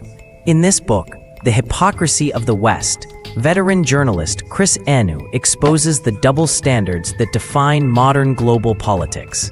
From Africa to the Middle East and beyond, Western powers present themselves as champions of freedom, while quietly propping up tyranny in the name of stability and strategic interest. This book pulls back the curtain.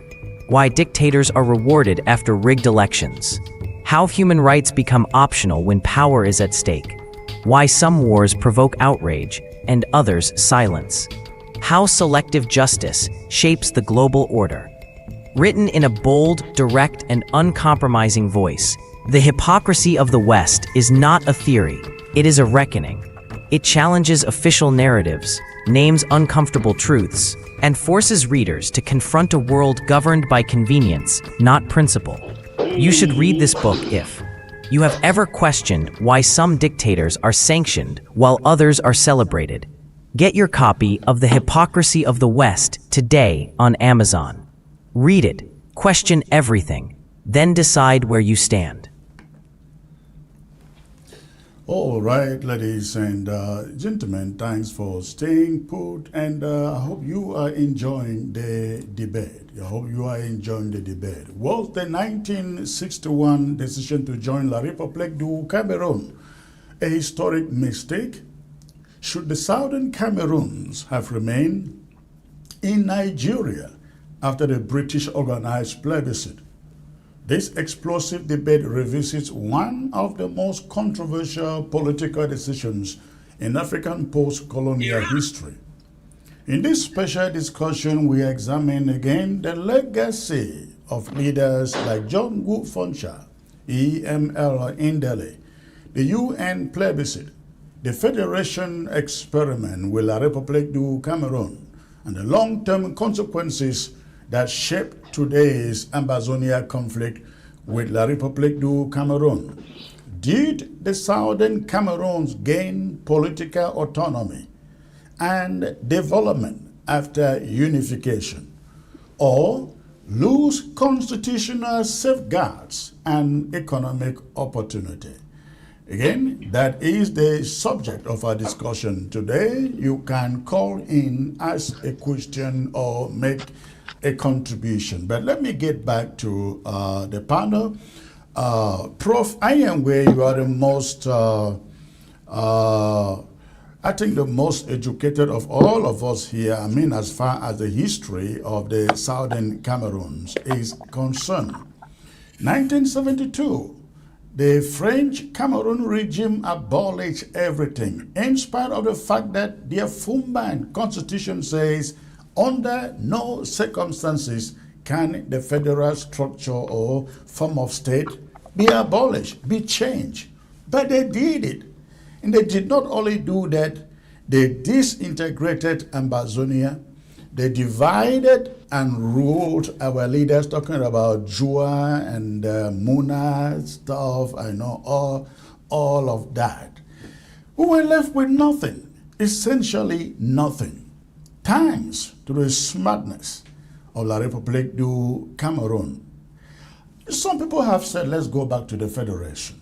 Let's go back to the Federation. We've been at war. October will make it 10 years, 10 solid years. That is a decade. What, in your opinion, would a federation, I mean, I'm playing the devil's advocate here. Don't assume that that is my opinion. I'm playing the devil's advocate. Assume that La République says, let's discuss federation. Would you be thinking of going back to 1961 or 10 states, 4 states, 20 states, as we have heard some people suggest? What would be your opinion there? Okay. I think let's take first things first. The people who are advocating what they call federalism do not understand the difference between an aggregative and a disaggregative federation. What was instituted in 1961 was a disaggregative federation. In other words, a coming together of two countries. For those now who are talking about federation, in the present context, where French Cameroon is claiming that Southern Cameroon's Ambazonia is part of its territory, what that amounts to is French Cameroon is saying, I am now creating a federation. It's no longer a question of two countries coming together. There's one country that had decided to break itself up into entities, which is called federated state. They may not call it a state, they may even call it regions or whatever. So that's the first thing people must understand before they start talking about the federation now. The second thing they must understand is federation and federalism are two different concepts. People appear to be throwing these words around, don't seem to understand what it is all about. You can't have a federation without federalism. If you see countries like the US that have a federation and a federalism, you know what it means. Robust states, and each state has a legal system, has its constitution, manages its affairs, and so on. That is something which is out of consideration of French Cameroon. Because French Cameroon has no history of federalism, just like France. They have no history of autonomy of regions. They don't have it because France has never had. So when people go to talk about this thing, I'm not I cutting urge you them short to read there. further Prof, and try hold to your understand some of these concepts before they jump into and start talking things. People talking of 2 states, 10 states, 50 states. I don't know how many states are talking about. Prof, hold And your thought federalism. there. Hold your thought there. I was discussing with a diplomat in I think it was one of these high clergy on the ground who mentioned to me how the French ambassador in Yaoundé conferred with him and suggested, why can't why can't Cameroon create autonomous state? And you quoted the example of Malta, which is a French territory. So that is what you were suggesting to this clergyman back on the ground. Do you think an arrangement like that, just as you're quoting with the U.S. states, won't work? No. Let me add. There's a third thing I was about to add there. You see, when they talk about that, and consistently, I hear even our own people talk about, oh, let them give us this thing. They are the ones giving you. You have no right at all. Yeah. And they forget that he who gives can always take. So sometimes when I listen to some of our people speak, I'm just at a loss. I don't understand this. What I don't know what they're talking about. It's like taking us back to the days of the 60s, the Fonchas, who use words like unification without even understanding what it is. You know what it's all about. So the same thing happens people. And French Cameroon capitalizes on that. Oh, let's give them decentralization. Let's give them this. So we have become a subject of French Cameroon. No right, no authority. And they give us when and how they please. They give you. That's like giving you sweets in a bonbon. And next day they whip you up and take it back from you. And then this is that what kind of what are people talking about? So because of those three reasons, there is no way I can accept, that is me, any question of French Cameroon going back or giving what they call giving a federation. There's a simple thing. There is a diplomatic correspondence which French Cameroon issued on the 24th of December 1960. A copy was given to the British, a copy was given to the United Nations, and what's that diplomatic correspondence? It says, we want to assure you that we've agreed and accept that we are going to associate with the Southern Cameroons, and we accept that that association shall be based on federalism, a federal system. That not verbal was distributed to UN and to. Here are people who agreed, underwritten, and if anybody who has done international law will understand what that particular document means in international law. And shortly after that, what did they do? They just ignored it, did what they want to do. These people have a history of duplicity, of lie-telling, and of fraud. You trust them at your own risk and peril. And we now, knowing better, cannot accept to be led like an animal to the slaughterhouse. It will never happen. Why must French Cameroon stick to Ambazonia, the Southern Cameroons? Were they controlled by France and given so-called independence on condition that we will become part of them or would associate with them? No. As I keep on saying, they must learn to stand on their own feet and manage their own affairs and leave us alone. Something which you see them still resisting, because we provide space for them. This is the thing people don't understand. We provide an expansionist space for them, quite apart from the economic plundering and looting. You see how many French Cameroon people have come to Ambazonia, the Southern Cameroons. Look what they are doing. Whether you're looking at Victoria or you're looking at Bamenda, see what they're doing. And people still do not understand that the project is genocide. And genocide does not only include just physical killing, but also the destruction of a people. And one way of destroying a people is what we call population dilution. You use your numbers, you overwhelm a population. So looking up down 20 years down, right, you don't make a difference between who is who. They have taken over. Right. And this is exactly what the Chinese did in Tibet. There's no Tibetans who could talk anymore. And the Chinese only took over, flushed how many million Chinese into Tibet, but they changed them Tibet and named it a Chinese province. This is a typical way of committing genocide without actually using a gun and a bullet. And this is on the agenda of French Cameroon. Why do you think they were so happy pushing, when this struggle started, pushing our people to go to French Cameroon? Why do you think they did that? So that they could create space for French Cameroon people to come and occupy our territory and connect the process of overwhelming our population. And you've seen that you go to Victoria, on smaller principal towns, French has become the lingua franca. Everybody is speaking. And for our people, they think that when you speak French, it means you've elevated yourself from slavery status to now at the same level like a master. So that even those of our people who have been hired in the security services of French Cameroon, where they are considered more or less like mercenaries who are paid there, they no longer speak English.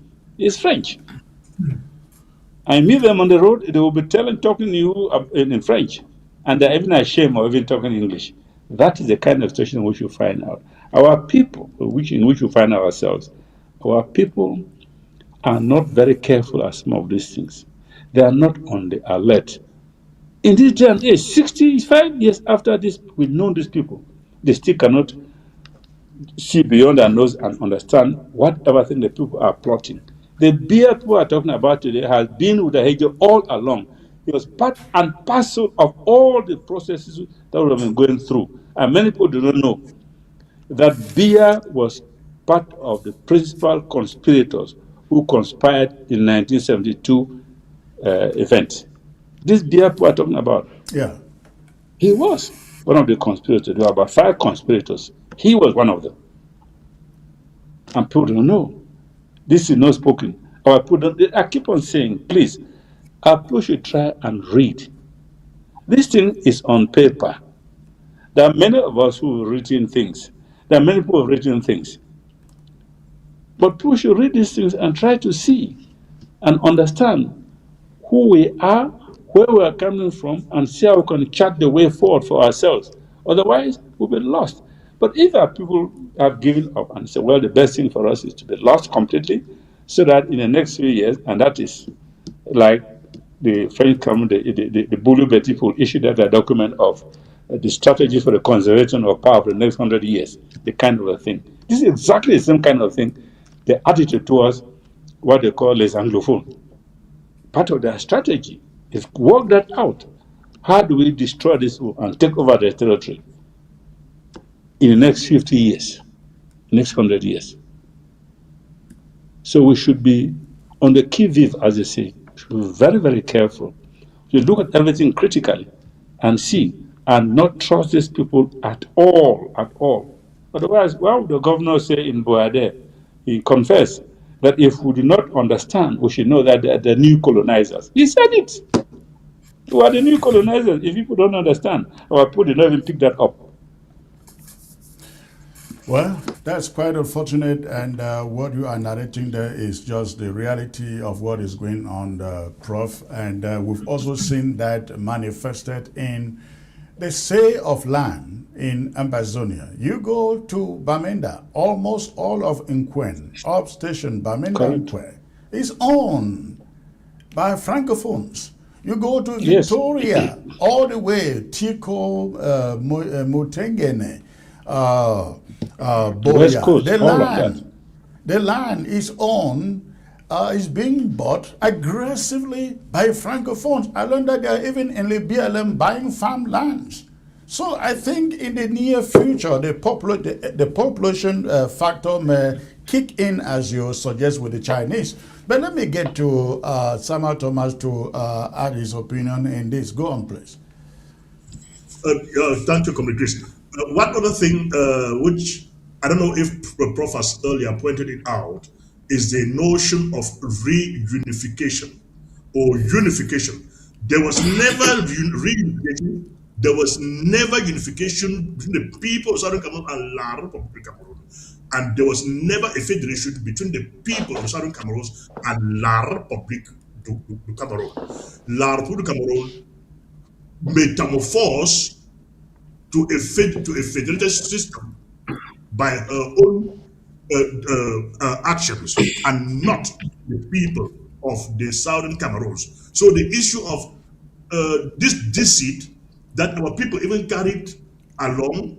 Let me point out late Frunje, may so rest in peace. That our brothers of the West, we are going back to join our brothers. It never existed. There was never a country in Africa called Cameroon that engulfed the entire people of the Southern Cameroons with a single king. I've always been insisting that if that country was ever existing, who was the king of that country that the Southern Cameroons was part of that kingdom?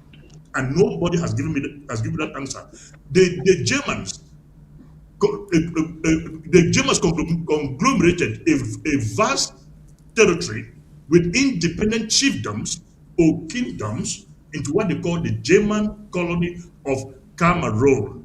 So when that German colony ceased into existence, it was divided by Mina and Salmon to what we now know is the British Cameroon, not even the Southern Cameroons, the British Cameroons, and La République du Cameroun, not leaving out the other territories that went to the Central African Republic, Chad, Gabon, Equatorial Guinea, and the Congo. So if La République is talking about reunification of the German colony of Cameroon, why are they not claiming back all these vast territories? So these people were not even to begin with our brothers to talk about reunification or unification. The issue of federation that La République gave to us in 1961 was by their own giving, you take, and not us sitting together to agree on a system of federation. So today, I will not even accept a confederation with La République. What I can accept today in that manner is if the United Nations that involve us in this problem will come up to say, okay, we proposed a federation with you people in 1961, which one party has enjoyed that federation.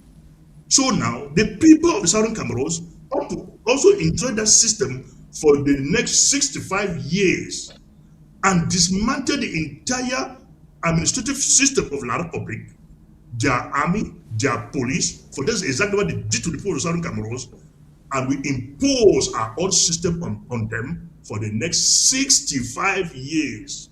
If they will enjoy that type of a brotherhood and federation, it would therefore mean, or if they accept, it would therefore mean that what they've done to us for the past 65 years is worth appreciating. But if they cannot accept it, then I will not even accept a confederation today with the people of La République, for they are our enemies and must be treated as a pariah, as a parasite that eats you off till you are finished. The issue of diluting our population, I've been saying it, let the people of La République buy all the Southern Cameroons. When the day of independence will come, those people will be charged for trespassing. They will explain to the people of the Southern Cameroons how they came to the Southern Cameroons, who gave them those visas to come to the Southern Cameroons, and how they managed to acquire all the lands that they claim to hold today in the Southern Cameroons. Let them keep on playing with fire. When that day comes, they will not run. They will not run with their own legs. They will serve a prison term and pay for reparation in the Southern Cameroons before leaving, if they will. Alex, take your turn before we open the phone lines, please. Yes, I agree with what the panelists they are saying. And to be honest, because I've made this clear from time and again, when you say reunification, I can talk about reunification of Germany. I can talk about reunification of Poland. Why? Reunification means something was existing, then it stopped at some point, then you bring it back. So how can Rio dos Cameroons, a Portuguese sugar slave plantation, be reunification? How can, whether the Germans, they went to some few people, whether it's Douala or what, how can it be reunification? Because I studied in Cameroon. What they taught me was what? They gave me their history, Napoleon Bonaparte, Hitler. We don't study our own history. But I will never forget one of Professor's colleagues, Bipumum Jean-Marie, was my professor in constitutional law. One of our questions was later. I will never forget it. I never knew I was going to be decided. Later, that's what people, it was our first question. Later means what? Political authority, territory, and a population. So, British Southern Cameroon was a country. I was taught that in Guakele by Professor Anyangwe's colleague, Bipumum Jean-Marie.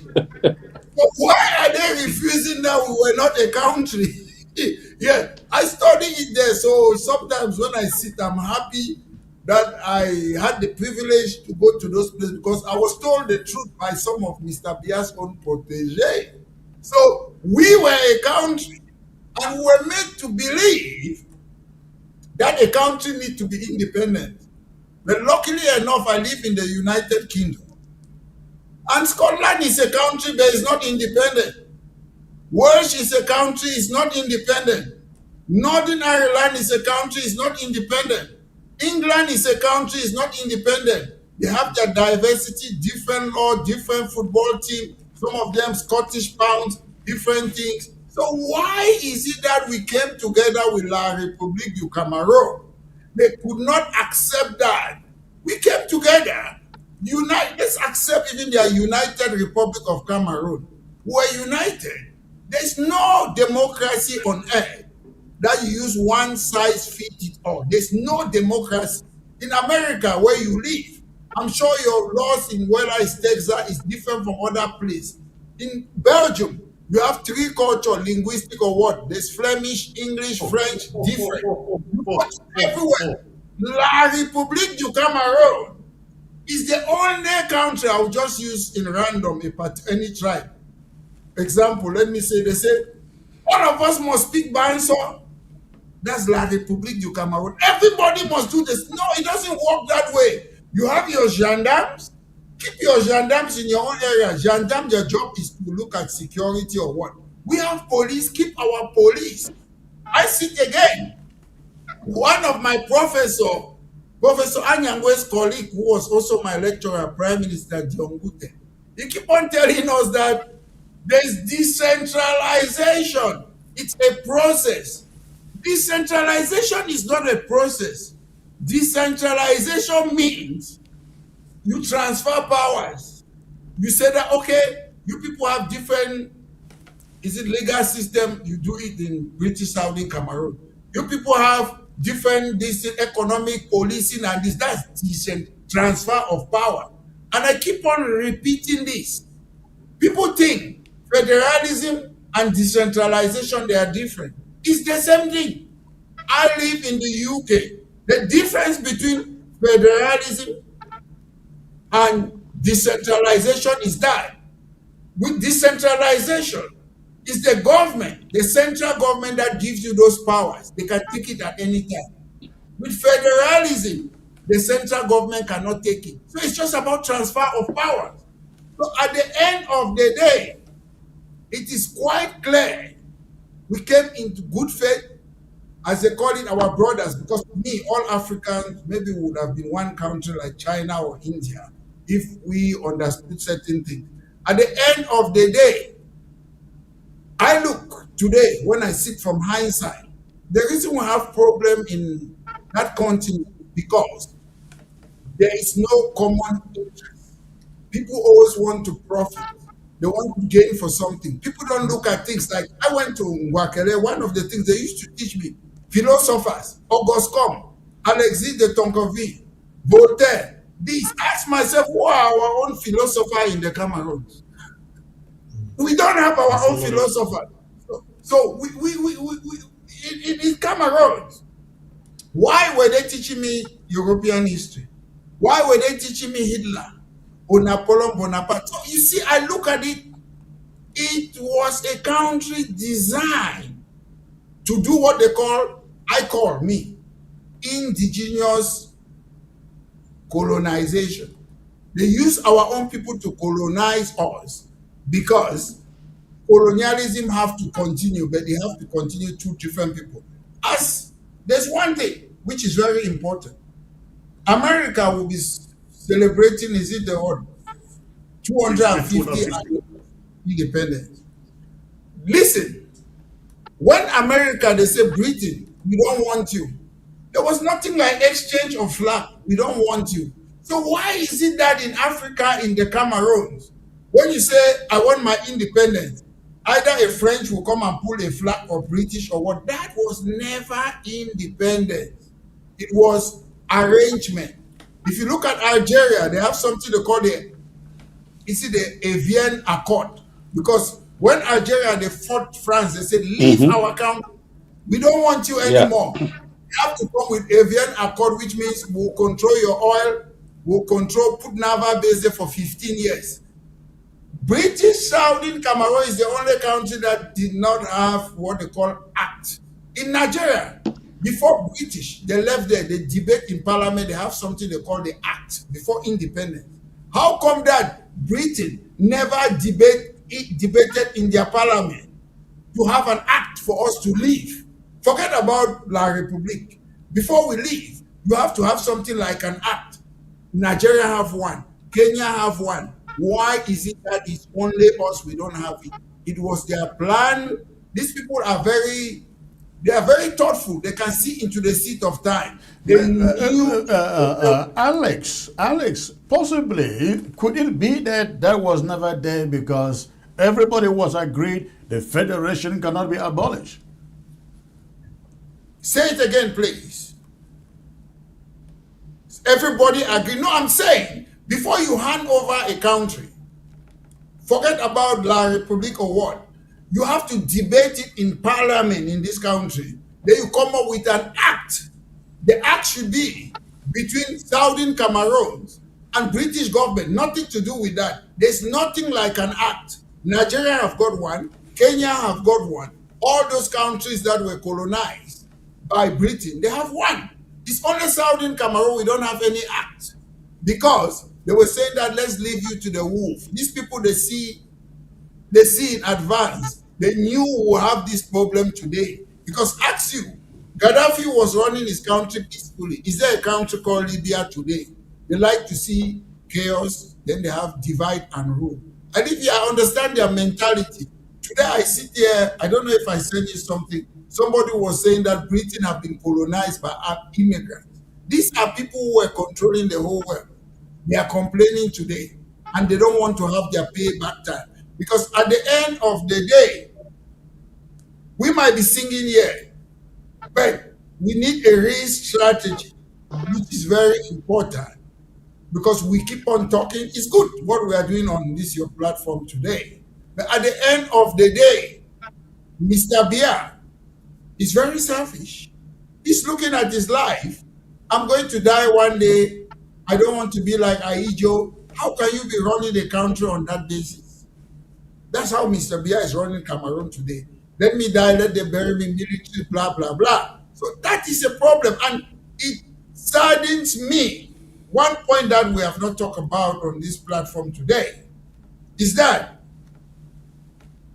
Professor Anyangwe, I'm sure you, Chris, Anu, Sama, and myself, I was born in the Cameroons.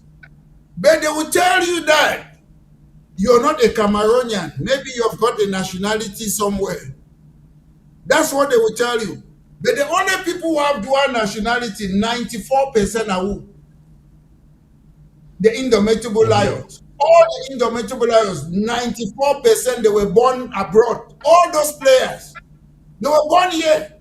I have it all. I have the list. All the people playing for 94%, they are foreign born. But they will tell you, Chris Ano, you are not a Cameroonian. Dr. Anyangwe is not a Cameroonian, this.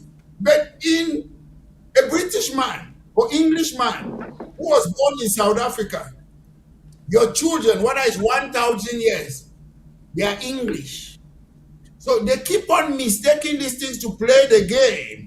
Now, you're not a Cameroonian dual nationality. Dual nationality means having what? Two nationality the same time. Forget about the law. That's what it means. So Mboma, who is playing in Manchester, Cameroon national team, he's a Cameroonian, he has dual nationality. So we live in a country where there is one rule for some people and a rule for another person. And this must stop. We need to leave these type of people who are running a country for the interests of the people who enslave us, the people who promoted apartheid, and the people who promoted colonization. All right, all right. Thank you, gentlemen. The phone line is open. You want to call and contribute. We're going to take only maximum of 3 calls. 3 calls. So if you want to call, go ahead, call that number on your screen. Before you call, make sure that the volume of your set is turned down and you focus on your phone. While I wait for your calls, I want to make a very special appeal to you out there, our listeners. ABS is not on the satellite at the moment due to financial difficulties. I am making a very special appeal to those of you watching out there and those of you who truly believe that ABS is playing a very critical role in this struggle for Ambazonia's independence actualization. I want to appeal to you, if you can make a donation right now to support ABS, it will go towards turning on our satellite, which has been off for 1 week now. This is very good education. What you listen here is education that Ground Zero desperately needs. I heard somebody say, "Oh, what is this? What is the importance of this debate?" She didn't understand.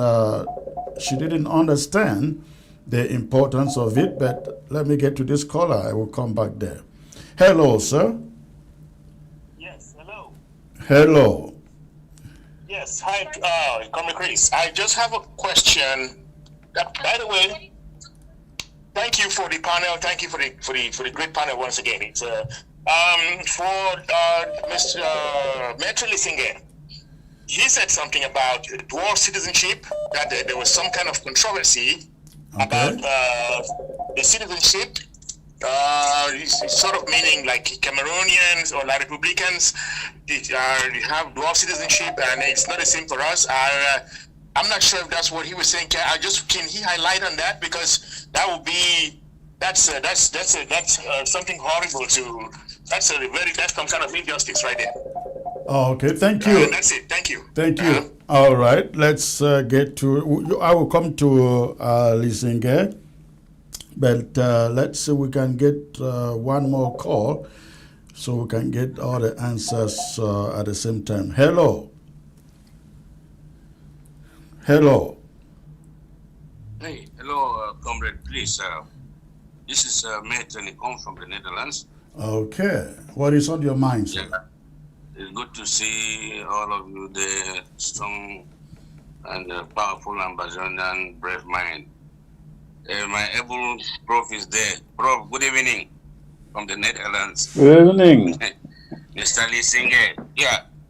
Thank you very much, Comrade Chris, for this very brilliant topic you had today, like debate. But I also want to draw your attention to the fact that debates like this, whether we were good in Nigeria or good in the Republic of Cameroon, this is what the Republic of Cameroon has always used to divide our people, so that the southern zona and the northern zona should not cooperate and fight. So I think, yeah, and it gives some of our southern zone people to describing the northern zona as like come no go and all those things. It's a good topic for debate so as to enlighten our people. But I only pray that they should not use it again, because it's an outdated debate. All right. Been there or not. All right. Thank you. Yeah, I'm not pleased. What I want to state here, Comrade Chris, is this. You know, in practical appliances, the first treatment to all diseases is diagnosis. Our problem have been diagnosed. We know what we need to apply, implement, and solve our matter. But the issue I continue to see here, it is us, Southern Cameroonian, Ambazonian. We don't want to take action and then solve this matter. We keep wanting to legislate every matter, where we went wrong, where we did this, where we did that. Is it not time we take a decision and say, bam, now this is what we need to do, and then work like one man? Every day we sit, analyze, we know it. It's not strange to any other body. So, I would say, no, you may be wrong there. Hold on a second. Today is 11th February 2026. That is exactly 65 years after the plebiscite. And sometimes we can never educate the people enough. Once in a while, it is important to do things like this, do programs like this, so they understand where we are coming from and why we are fighting. I get your point very much, Comrade Chris. I get your point very much. And the very people we are out educating right now, they know it. Even no, you cannot assume. You cannot assume. I just read. Let me read. When I say they know it, because I take from statistics. Take what may Soros in peace, Cardinal Toomey carried us as a survey. 69%. Now, if we want to carry the same survey out, the percentage will be like 90. It means our people are very much aware of the situation. But now to implement the solution is the problem. I see our people will stay out 1 year with no rights. Then instead to rise up and go to a local authority that will even look for a solution for their life, they will march and go to the very people oppressing them, like the GO, like the mayor, who is even unelected, and all. So it's still our people. When last time, yeah.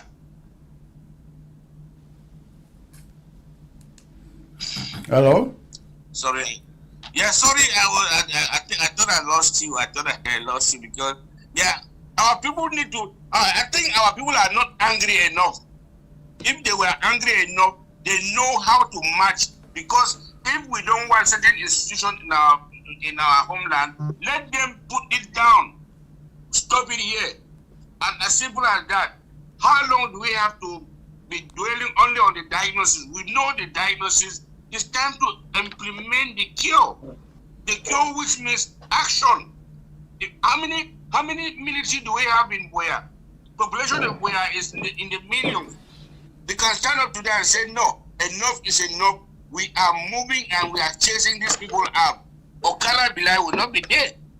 Because that we are not angry enough. We will keep sitting here, legislate how we went wrong, how we made a mistake here, how we did that. Those who claim they are our representative, who voted for them, those are people creating confusion in our land. We need to ostracize them from our homeland. We don't. There are people of non-grata. They're non-grata in our homeland. We go after them. Stay away. All right. Let's All take right. our country back. All right. Please. Thank you. That is your opinion. Thank you for the call. Thank you. All right. Prof, now let me go to Alex first. The first caller mentioned some clarification on the dual citizenship question you brought up. 30 seconds, just 30 seconds, please. Explain again what you meant. Yeah, I'm talking because most people, they don't read in Cameroon. The 1968 law on dual nationality is clear. It tells you that people say that I should go straight forward. There's dual nationality in Cameroon. When you read the 1968 laws, it says that if you are a woman, you go and marry, example, a Nigerian, you still maintain your citizenship in Cameroon. That's dual nationality. Then again, it says if you go and take another nationality in another country, what happens? It's straightforward. It says you must go. Example, I'm in London. I have to go to the embassy in the United Kingdom, High Commissioner, and denounce my Cameroonian nationality. If you are in Cameroon, you have to go to a court and denounce it. Then it must be registered in the Ministry of Justice. If you don't do that, it's void, which means if you don't do those things, you still have Cameroon nationality and the other nationality. But people don't read that. They say, yes, you lose your nationality. But the prof is here, he will know. There is a procedure for you to lose that. If you don't go and register it in the Ministry of Justice, you still remain from the Cameroons. But people don't see that. They just say, oh, you have taken something. It's up to you as an individual to go to the embassy or in the court. Then it must be registered.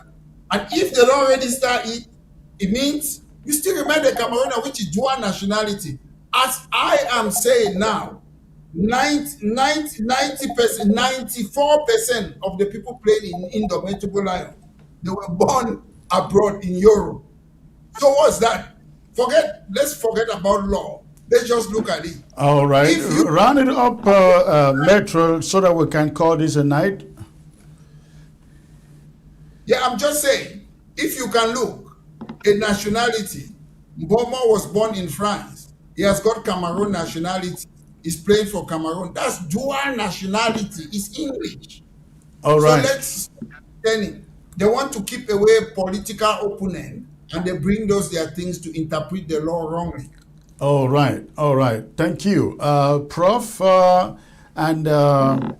And Sama, is it wrong to once in a while bring on this kind of education for people to understand where we are coming from, what we are fighting and what we want to achieve?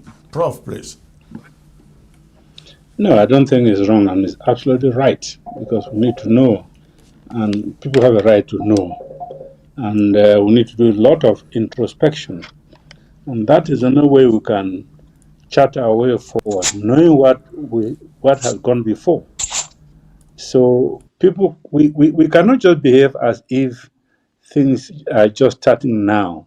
You have to know what was going on before, why they did this satisfaction which we're having, and which for me, it tells a lot that for people whom French Cameroon claims that they are brothers who whatever joining or whatever, that 65 years later, you still strongly feel that they should not have been part of this arrangement. It's a serious indictment of the French Cameroon Yaoundé system. So it's important to know that, to articulate that. Because if you do not, what will happen if your children want to ask that question tomorrow? Dad or mom, what happened? Why do you find ourselves here? Why am I being treated like this? What answer do you give to that child? So we cannot just sweep away that under the carpet. Some questions, some issues are very inconvenient, but we have to address them. All right.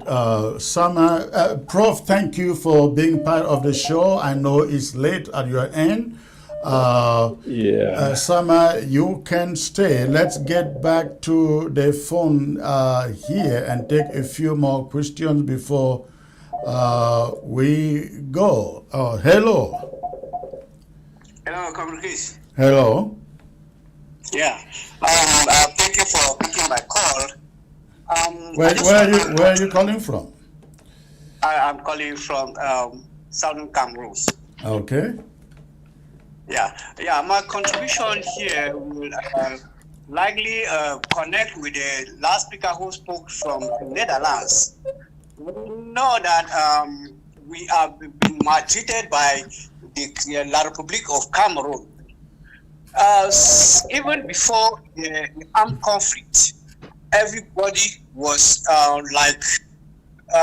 tired, sick and tired of the relationship between La Republic of Cameroon and Southern Cameroon. Even right up to this time, about 10 years of conflict now, why can't the Southern Cameroon as a whole not rise up as a mob to take out the La Republique citizens, all these administrators from the Southern Cameroons, like the other person likely said? If the population or everybody from Bamenda, from all parts of the Southern Cameroon could rise up and say enough is enough. Would these people not get out of Southern Cameroon without even picking their bags? And again, I see even within this armed conflict, we see people call themselves leaders, they hold conferences from one end to the other without taking no action.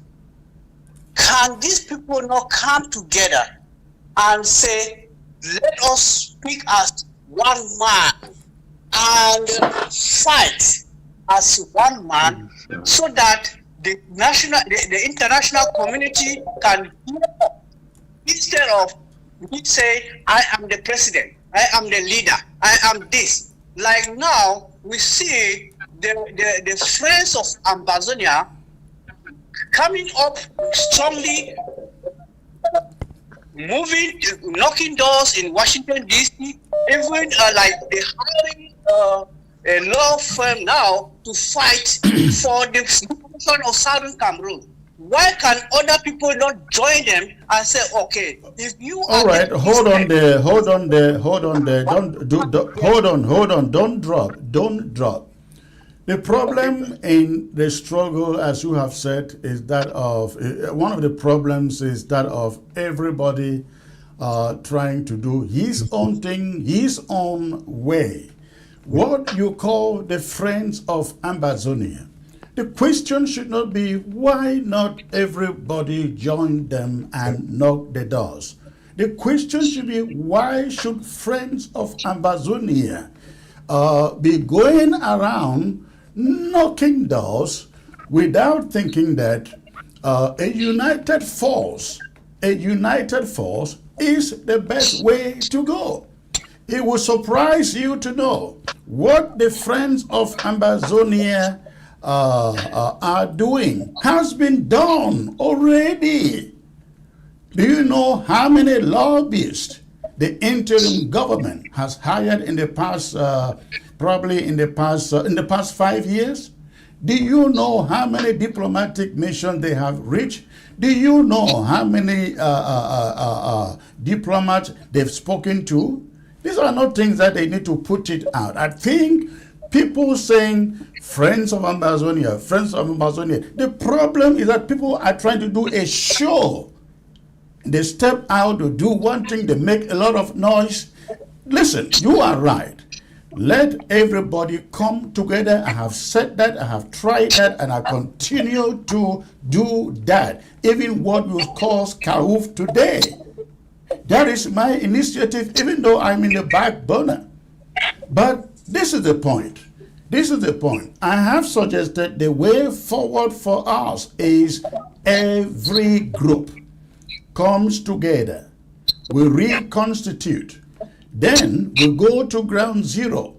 Every fighting force owns one name. Ambazonia Restoration Fighters or Ambazonia warriors, whatever, one name, so that no warlord is sitting in the diaspora and saying our own fighters there or our own fighters there. The fighters are fighting for Ambazonia. They are not fighting for a coup d'etat. It's not a coup d'etat where you win and call your leader to come and take over. That is not what it is. So I hope that makes sense to you. Oh, yes, sir. One thing I wanted to add is the people who are like representatives in the parliament and the senate.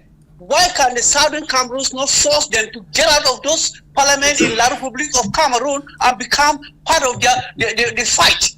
If they are there, then they are giving the La République of Cameroon the legitimacy to rule the Southern Cameroon, which they don't have any legitimacy over them. Are you just engaging the struggle only now? Not now, I've been engaging, but right now they are still there. But I'm saying that people should rise up and say enough is enough. If you want to become part of La République Parliament, get out of Southern Cameroon, and you don't have any asset. That has been said and done again and again. I think you have just not been following up. But listen, I have a lot of calls coming in. Let's see if we can get to other callers. Thank you for the call. Thank you very much. All right. Okay, Sama, you want to weigh in there on this caller, please? Yes, the caller was saying that we should call on our not our representatives. They are representing themselves, because anybody in La République's parliament or senate that calls himself a senator or a parliamentarian is a borrowed, what the British man of old call borrowed representative.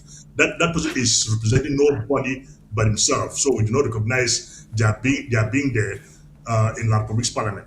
Then thirdly, what Maitre Nekup raised from Netherlands about education. Even after the independence of the Southern Cameroons, this education will still be going on, so as not to ever allow our future generation fall into this mess again. For if we do not continue with this education, a certain generation might one day think that unification or federation or whatever thing with La République du Cameroun can be of help. So it is going to be a continuation. There is never a day that we will stop educating our people on the evil, on the ill that these people have done on us. We must keep on reminding our people on what we've gone through, so that that same mistake, the mistake of our forefathers, must not be repeated by another generation to come. Absolutely, absolutely. All right, Alex and Sama, thank you for joining the debate tonight. I think this has been quite exciting and very spirited. We hope that Southern Cameroonians, Ambazonians out there have learned something tonight. We look forward to continuing this debate as the struggle goes on. Thank you for joining me, sirs. Thank you very much. You're welcome. And I just one thing before you go. I want to say, hand-pick members of parliament. You take hand-pick people that they are representing their interests. So I don't know why people worry about representation. The Constitution of La République says, Article 15, they represent a nation. They don't represent constituencies. So those are things that people should know. Thank you. All right. Thank you very much, Sama and Alex, for joining the show. Have a great night. Thank you. Thank you. All right, ladies and gentlemen, before I call it a night, I again want to come back to you to plead for your support for ABS. ABS, as we come to you live today, is off the air in all of Africa, that is off of satellite, due to financial difficulties. There are 20 people who can give us $100 each today, and we will get ABS back on satellite. I believe the majority of you out there believe this education, information that we bring to you is very, very important, especially at this time. If we cannot bring this education to people, especially to those in Africa on ground zero, sometimes they just worry we don't know what we are doing. But we need to do this again and again and again and again. And if there is any tool that we have that can effectively and has effectively been doing this, it is ABS. ABS to this Ambazonian struggle is more pungent than an AK-47. Without a means by which the international community hears us, without a means by which we address Yaoundé, without a means by which we talk to our detractors, we don't exist. We essentially do not exist without this medium.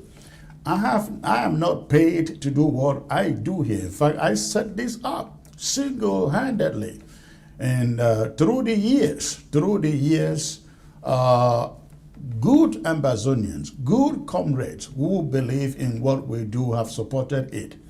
But it is becoming increasingly hard to get it running on satellite on the monthly basis.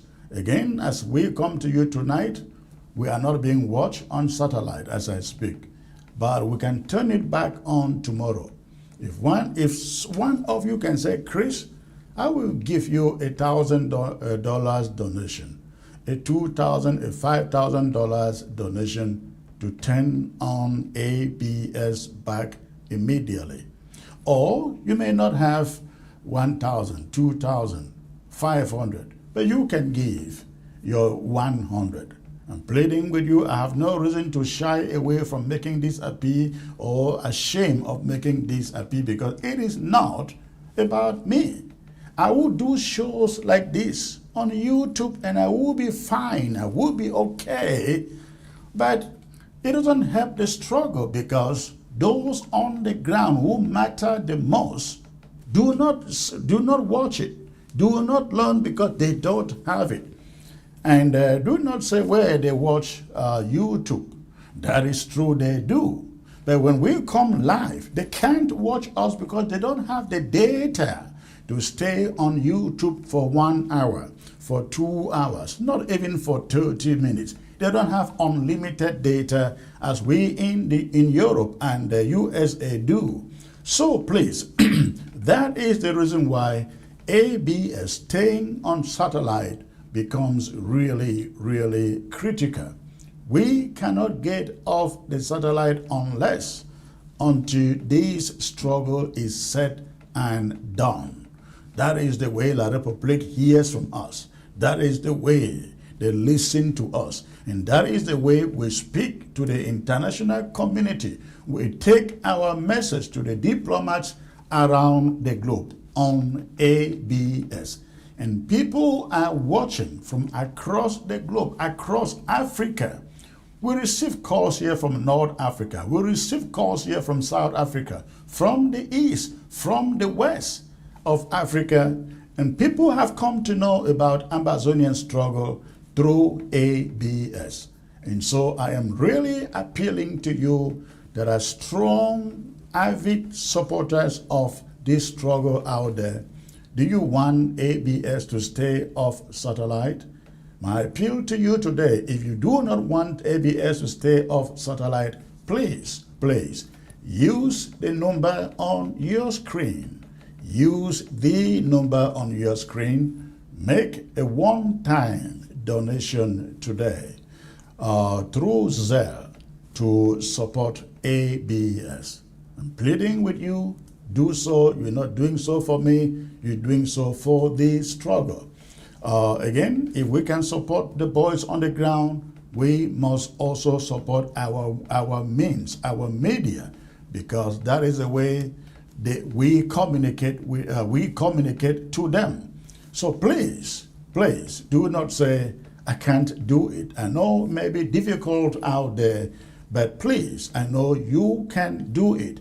Use the number on your screen and Zelle, a one-time donation of $100, or even if it is $50, please use that number.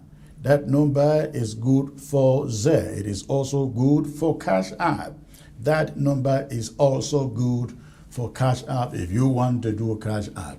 Zelle your generous support to ABS so we can turn it back on the satellite. If you live in Europe or Canada and you want to make a donation, please just go to the website. Go to the website, absafricatv.com. Again, absafricatv.com.